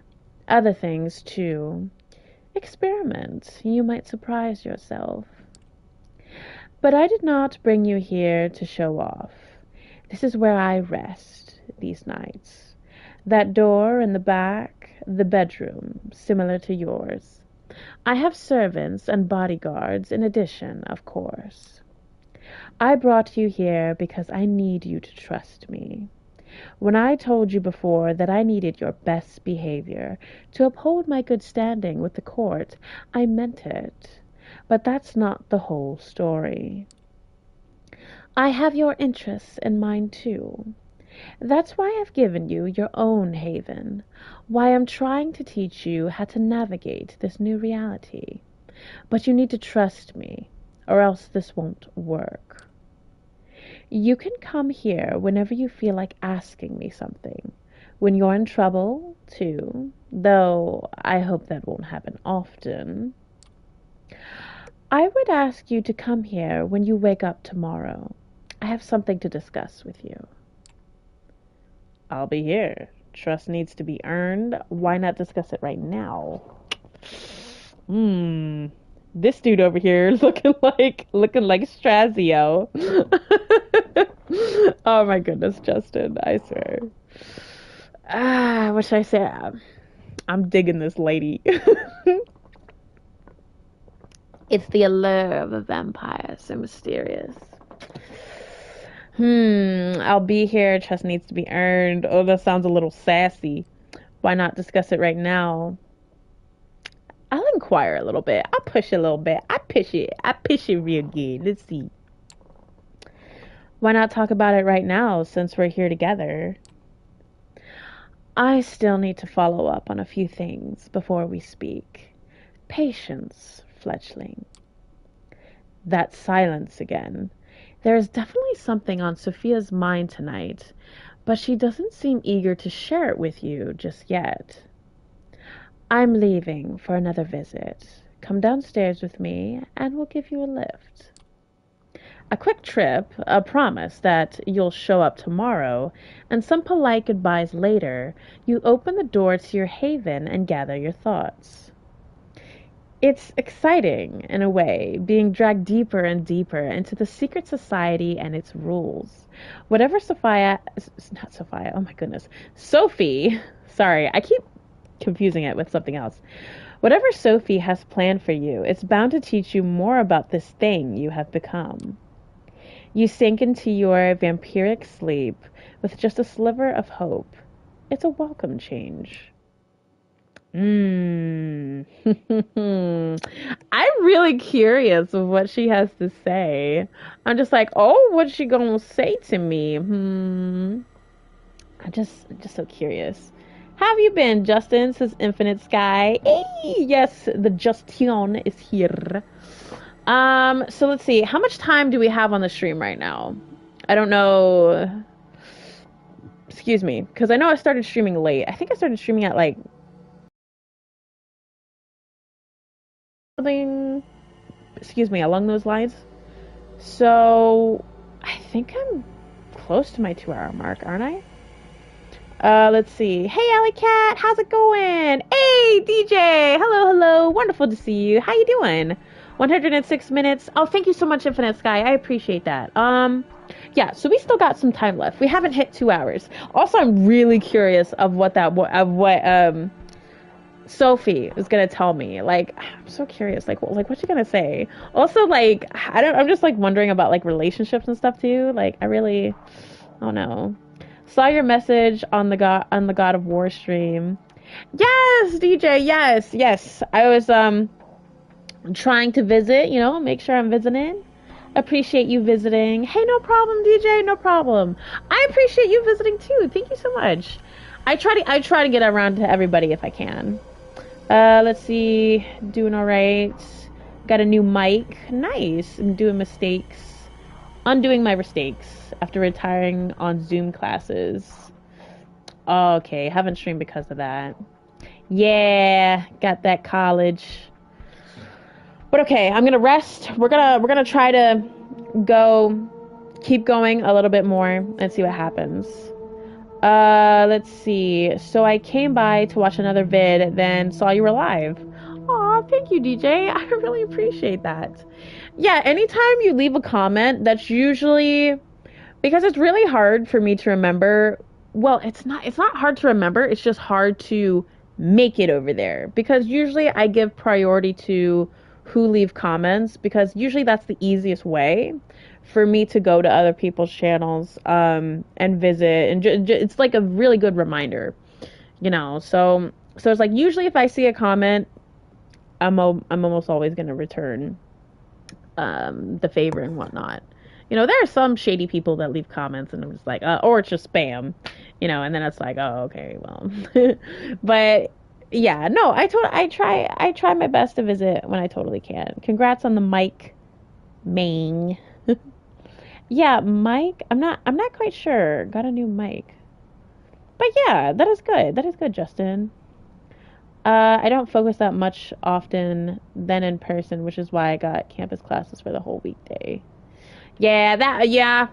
I would think focusing would be easier in class rather than on Zoom. Can't imagine doing that though. Okay, so whoops. Once more, darkness falls upon the city. You wake up, same as you had these past few nights, in a windowless room.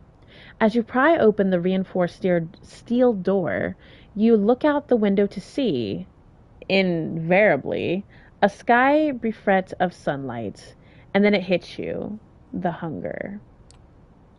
For a moment, you let yourself wonder if there will ever come a night when it's just not there. Given that you've learned thus far, you probably have as much chance of kickstarting your heart with jumper cables. Ooh.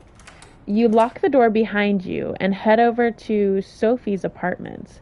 You did promise to call on her. Might as well not keep the lady waiting.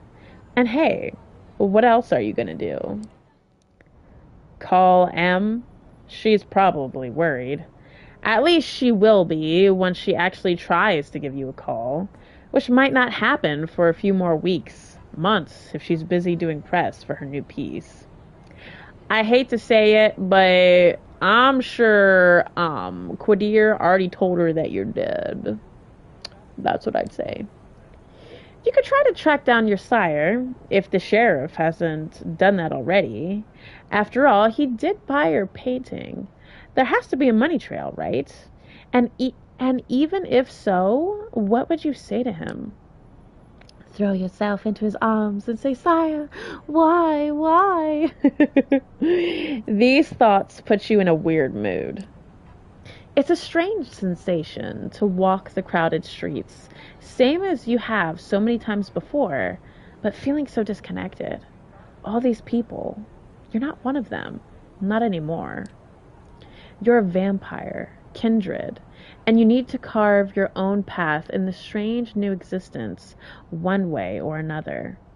Appropriately enough, you arrive at Sophie's building just as that thought crosses your mind. A quick word with a security guard, and you're let into the elevator. Apparently, Miss Langley is expecting you. Of course she is. You knock and wait, patiently, as the footsteps on the other side grow closer. Finally, the door opens, and Gregory, Sophie's driver, invites you in. You find the lady herself standing by the window, silhouetted against the city's midnight glow. She stares out, motionless, like a marble statue. What's on your mind? Care to tell me? Let's see. But let me see. That's fair, dude. I'm the same way. Yeah. Um, but yeah, I'm trying to catch up on the messages too. Yeah, I know. It's hard catching up on comments sometimes. Almost obtained the full time student credits of 12. Fall off too short. If you can't show up to class, which I'm seeing my geology class recently. I forgot. Justin, did I ever ask you what you were studying? It's 3:08 p.m. here. I'm on the other side of the planet. Yes, that's right. With your nice little kangaroo. Oh, I love it. Dude, kangaroos are scarily muscular. And I only learned that like 1 or 2 years ago. And I was like, holy crap, kangaroos are like buff as hell. It's like, dang. Gotcha, man. That makes sense. By the way, 8 minutes away from 2 hours. Okay, thank you, Justin. I appreciate it. By the way, Justin, are you staying up tonight again or not? I'm not quite sure what your schedule is. But anyway, okay, let's see. Everything all right? Am I interrupting something? Good evening.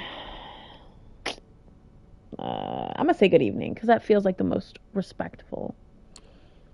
Good evening, Sophie. She doesn't react immediately, but seems to snap out of some meditative state and looks at you with strangely beery eyes. Yes, good evening, Alley Cat. I was wondering, when you look out at this city, when you see the lights, hear the hum, smell the rain on the pavement, what do you think about? You gaze out.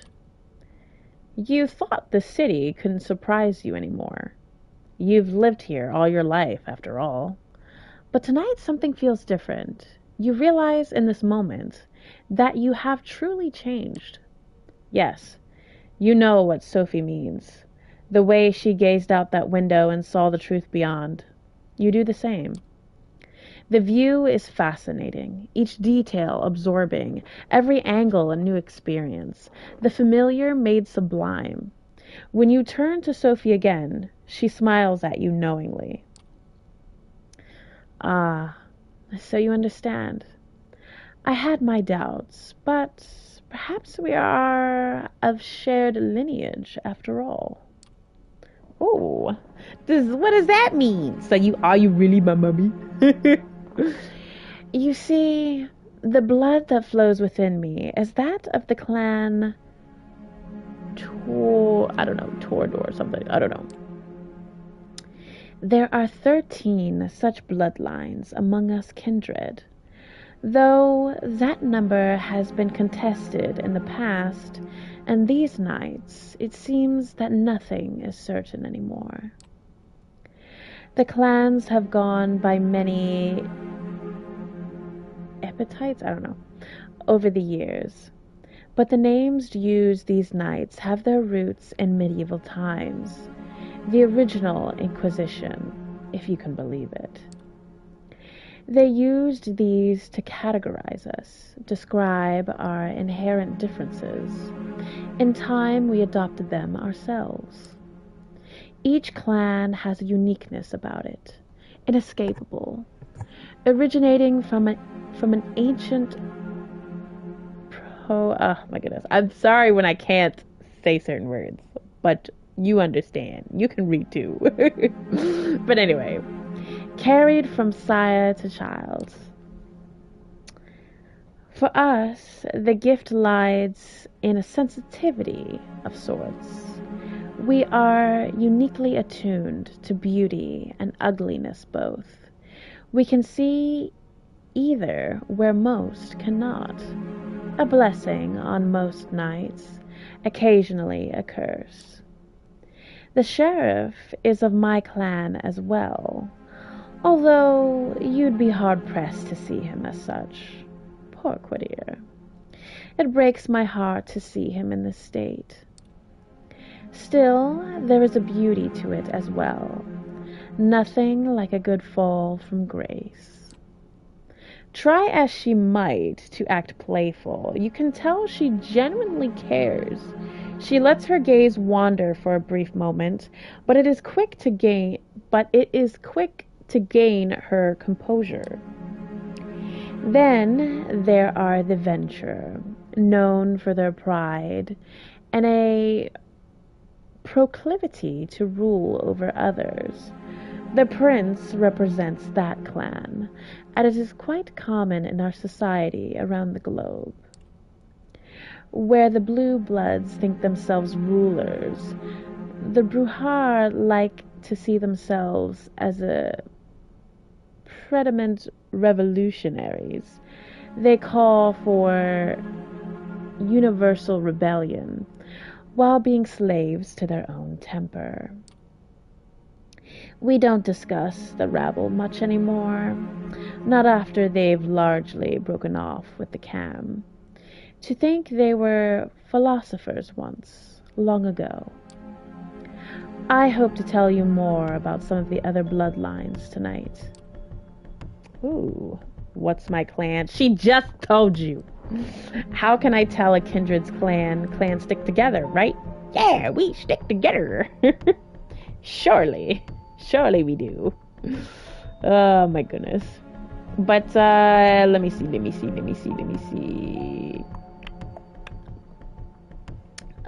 Let's see. Kangaroo can be dangerous. A kick to the guts can be fatal. Yeah, I assume so. Especially the red ones, which are the biggest. Oh, wait, kangaroos are red? No, I have to sleep when my alarm kicks in for San Francisco. I wish I could, but I don't want to risk oversleeping. I understand, Justin. No, it's fine. I was just asking. But okay. Then again, everything here is potentially dangerous. That is true. Australia be dangerous as hell. I'm good, Renee. Just finished tidying up and relaxing now. Oh, that's good. I have a sister who lives there. Never been there before. Oh, really? You have a sister that lives there? Infinite Sky in Australia? G'day, Sky. Yeah, where's she at? That's cool. So, Allie, do you like cute art? Yes, I do, Hotfire. I can't remember. I don't talk to her often. Aw. Is she more distant, I'm assuming? No worries. Oh, yeah, you're in Canada. Yeah, how's that work? You live in Canada and she lives in Australia? Is she much older than you? A nice country. It has some similarities to Australia. Yeah, I live in British Columbia. It gets hot here during the summer and winters are usually pretty mild. Oh, okay. Huh. Interesting. Everybody's from everywhere. It's so cool. But let's see. Let's go with this one. Say I meet a vampire for the first time. How can I tell what their clan is? Usually, you cannot, with a few exceptions perhaps. For some clans, the uniqueness I mentioned bleeds into their appearance or disposition, but even that can be misleading. Outside of a few very specific cases, knowing one's clan is less important than understanding who they are personally, what drives them, their wants and needs, weaknesses too. Speaking of which, we've come to the reason I've wanted to speak to you tonight. It is customary in our society, especially among younger kindred, to organize into coteries. I don't know. Sometimes these are called by the prince themselves or mandated by a fledgling sire. In our case, you may treat it as more of a strong recommendation. I want you to seek out companions, not only because you need to learn more about our society, but also because it is useful. True friendships are rare among kindred, but having allies, even temporary ones, is something of a necessity these nights. We might be selfish creatures, but we are drawn to each other nonetheless. Ooh. Where should I look for allies? Do you have your own? What if I want to go it alone? No, we don't want to be alone. I mean, yeah, we're introverted, but like, I don't mind having like vampire friends. That'd be kind of cool. I don't know. Like, well, okay. Where? Any suggestions on where I would start looking? I was just about to get to that. She puts on a mysterious smile. I spent some of my precious time last night asking around, pondering potential kindred for you to meet. Came up with a short list of contacts. I hope you'll appreciate the gesture. Forging a partnership with them might offer perspectives and viewpoints that I cannot provide, lenses through which view our kind. They're all members of the CAM, of course, more or less. Okay, who are they? Thanks, I guess. You're choosing friends for me? Ah, come on, none of these are good.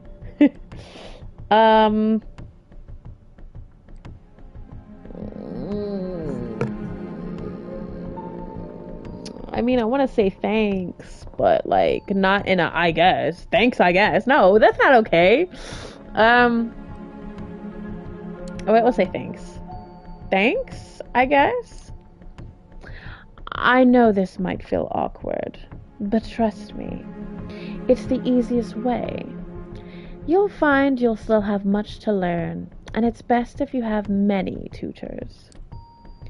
So let us start with Tremeer.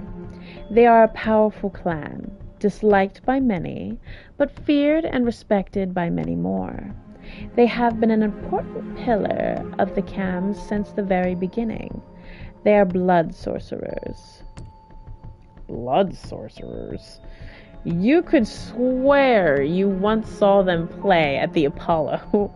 Probably not the same blood sorcerers, though. Sophie snickers. Oh, child, don't be caught with that look on your face when you meet a warlock in person. They really are adept at using their own, as well as others, to unique and potent effects. Since they are quite rigid in their hierarchy, the kindred I had in mind for you might need some persuading. His name is Agathon, I think. From what I hear, he is quite the scholar, very ambitious, the child of a noted Tremeer here in New York. Yeah, I don't know.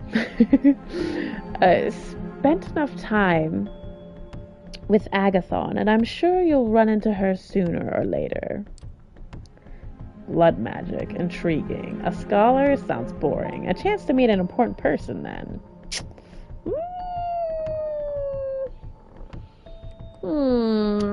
Yeah, blood magic, but what is that? What is that?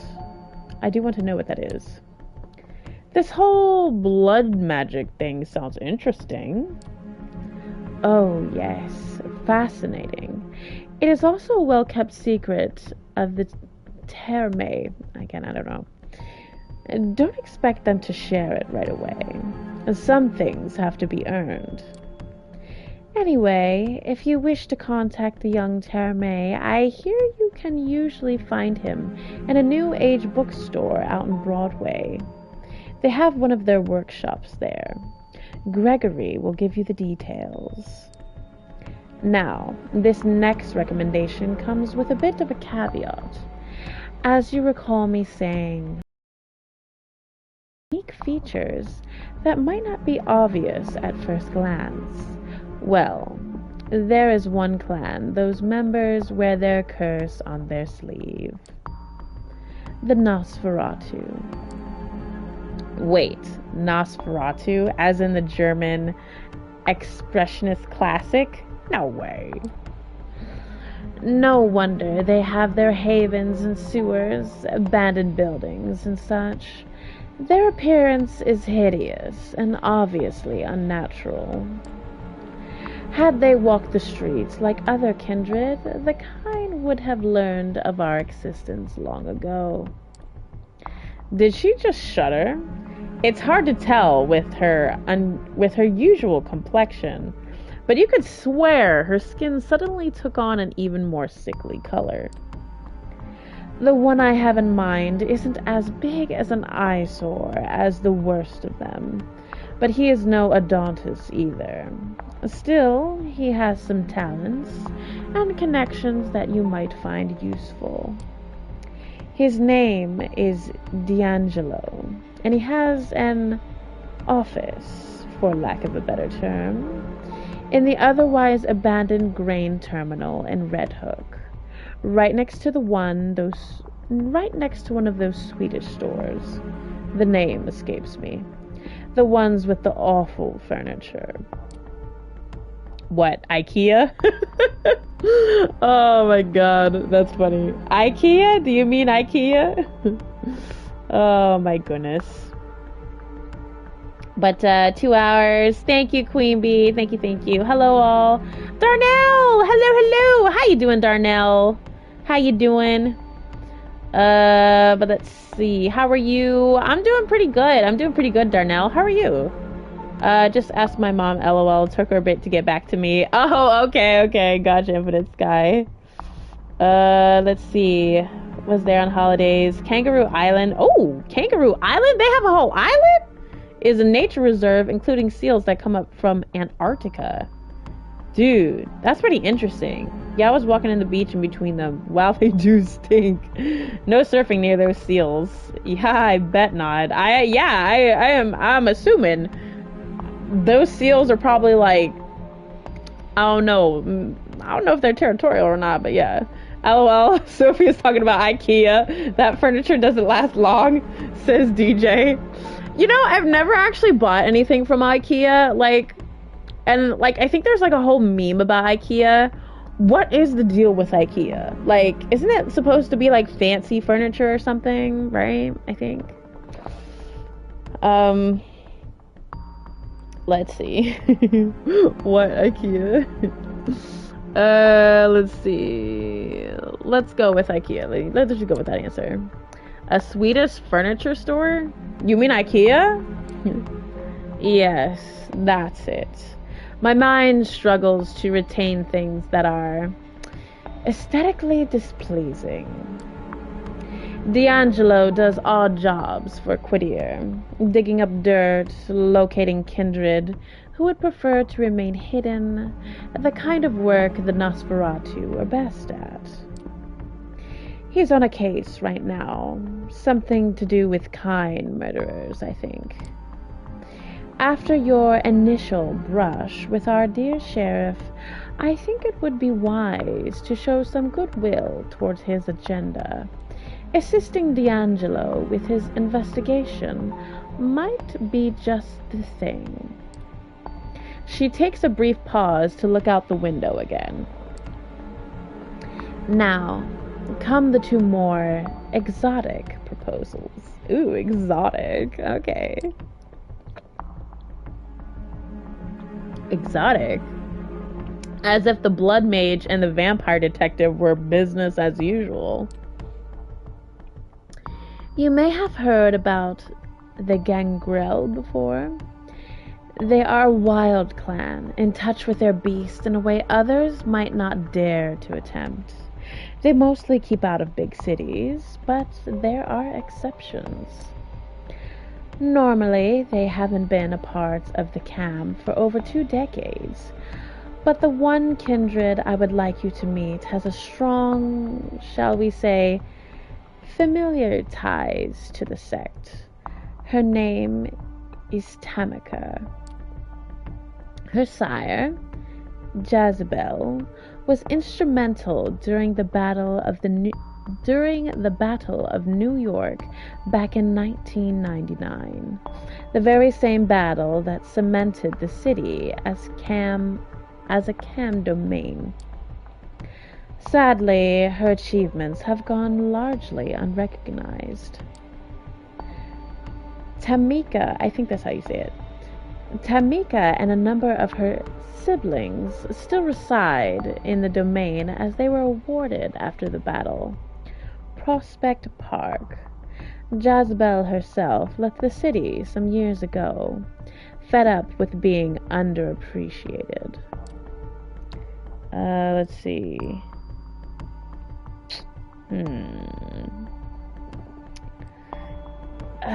Let's see. I'm not sure what I should pick. Should I know any more about her?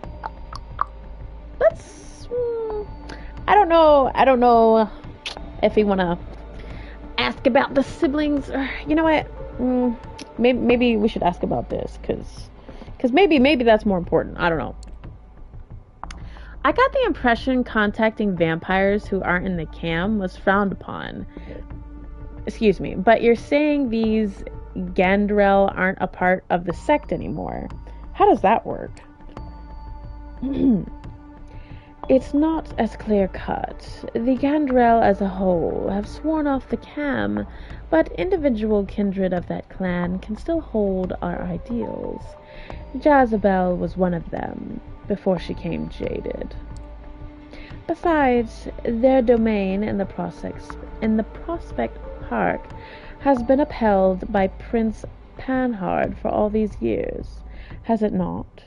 We considered them members of the sect, and they have, for the most part, kept to themselves. Perhaps it will take a young kindred, such as yourself, to make them realize where their loyalties lie. You see, seeking out Tamika could prove quite educational, if nothing else.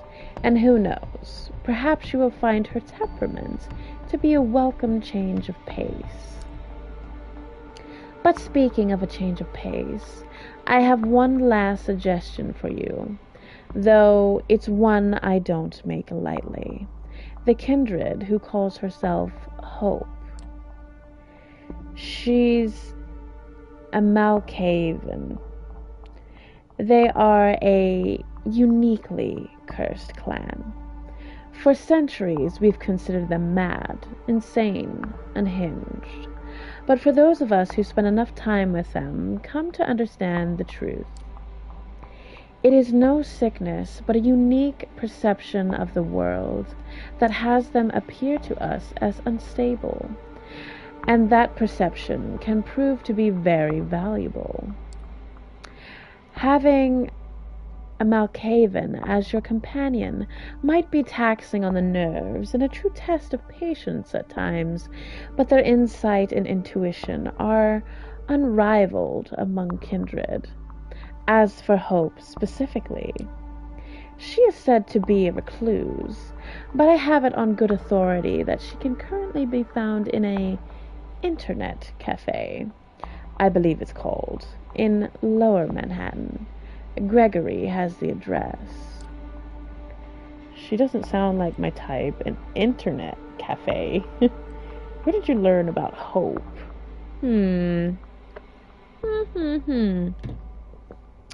Let's see. Let's see. I work at a hostess club in high school. And the bartender who works there taught me a lot. Oh, that's cool, Hotfire. That's cool. Let's see. An internet cafe. Let's see. I don't want to say she doesn't sound like my type because I don't know. She kind of sounds like my type. Maybe I don't know. I guess maybe perhaps the best thing to ask would be, where did you learn about her? Where did you learn about her exactly? One of my colleagues told me about her. He considers her uniquely talented and tapped into the current fads among kind. Not something I am personally interested in, as I'm sure you know by now. I take his word for it, at any rate.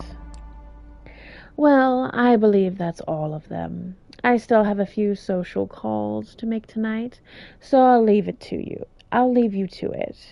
Use tonight and tomorrow night to arrange some cordial visits of your own. I will send Gregory for you as soon as I have further need of your services. Oh, and that reminds me, you'll need a car. Join us downstairs, won't you? She smiles once more and turns to her driver. He helps her put on her coat, and the three of you leave Sophie's apartment. Sophie points to one of the cars near the building as Gregory hands you the keys. It's a rather inconspicuous compact car, a decent-looking, if not luxurious, ride. Stay safe, Alley Cat.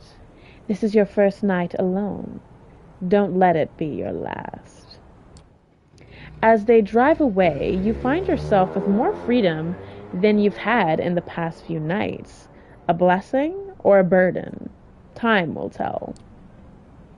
With a list of addresses in hand, you consider your next move. Ooh, okay. So, we have some people that we can call upon. So this is different. So, all right. It's a kind of magic. Let's see. So, Sophie's mention of a vampire clan of blood sorcerers sparked your attention. One of them, I don't know how to say that. I'll ask Tristan. You could potentially be your introduction into bizarre powers of the Termi or something. Let's see. Searching for Hope. Suggested you might meet Hope, a reclusive member. She supposedly is holed up in an internet cafe in Lower Manhattan. Let's see. Oh, Gumshoe in the Dark. A recent string of violent killings has the Red Hook district of Brooklyn on edge. She mentioned that Quadir has a secret associate investigating the murders, a Nosferatu by the name of D'Angelo. If you help him out, he might be persuaded into a lasting partnership. Let's see. Jezebel's child. Let's see. Sophie mentioned a gangrel by the name of Tamika, who's made herself a haven in Prospect Park. The Farrells aren't exactly a social bunch, even by kindred standards, but if you can keep her from clawing your eyes out just long enough, she might be persuaded to join you. Okay, so I have like 4 people that I could go and talk to. Now, so right now I think is probably a good stopping point, but this is interesting. So I could potentially, like go meet other people. Like the string of killings honestly sounds pretty interesting. Internet cafe girl, she sounds interesting. But so does she. They all sound interesting, okay? They all sound interesting. This is the thing. They all sound interesting. But oh man. That's gonna be a decision and a half. I don't know. I'll figure it out, I guess. But, well, all good. 11:36. Okay, thank you, Queen Bee. I appreciate that. Showing support. Hey, Philly Cheesesteak. Hello. How you doing, Philly Cheesesteak? Wonderful to see you. Well, thank you so much for showing support. I heavily appreciate it. How are you doing? I hope you're doing well tonight. And give me a second. I need to drink some water because holy crap. Talking a lot. Let's see. Good. Hope you're well. I'm glad you're good. I'm doing pretty okay, but I will say I think I am starting to get a cold because it's like I feel like in my throat, like that itchiness, like right before your throat starts to hurt and all that crap. Yeah. But anyway, let's see. Plenty of orange juice. Yes, that's right. You gotta get that OJ. You gotta get that, what do they call it in Dark Souls? I don't know. It's the orange stuff. The orange stuff. It basically Dark Souls orange juice. But yeah, so let's see. I'm not sure who I'm going to choose, but let's see. Oh, okay. He's the one with the magic. Yeah, see, they're all interesting. How would you even? Yeah, they all seem so cool. But here, let me see. Can I still? Okay, I can't. I can save an exit at this point, so that's good. Cause before I wasn't sure when I can save an exit. But anyway. So I am going to go right now. So thank you all so much for coming. I will be streaming again tomorrow, hopefully earlier. I will say that since Tristan has some days off, I do want to try watching some Halloween movies in the Discord if anyone's interested. One movie I haven't watched is Hellraiser. So I know there are some horror classics that I missed along the way of I don't know, growing up, I guess. And I think I do have the movie Hellraiser. So if anyone's interested in that, I definitely wouldn't mind watching it with you guys. But yeah, if you want to like DM me or whatever, let me know. Well, actually, no, don't DM me. Sorry. Don't DM me. Talk in the Discord because a lot of the time my DMs get too crowded. So preferably if you're in the Discord already, do let me know that you would like to be there and stuff. But heading off for the night. Have a good night, everyone. All right, Infinite Sky, thank you so much for coming. It was nice seeing you. Vitamin C. Yep, that's right, Philly cheesesteak. Thanks for the stream. Yeah, thank you. Thank you for being here. Have a good night, girl. Discord. Yeah, I don't know why the Discord's not coming up. I don't know. I need to fix it. Good night, everyone. Good night, Allie. Good night, Justin. Awesome stream, Alley Cat. Thank you, Renee. Oh, there it is. Thank you, Justin. I appreciate you. But yeah, if anyone doesn't have the Discord, there it is. You know, I'm not sure what night we'll be watching it, but I definitely want to watch a movie or something with you guys. So yeah, anyway, I hope you guys enjoyed the stream. I will see you tomorrow or the next day or whenever you can come by next. And until then, have a great night, sleep well, and be good.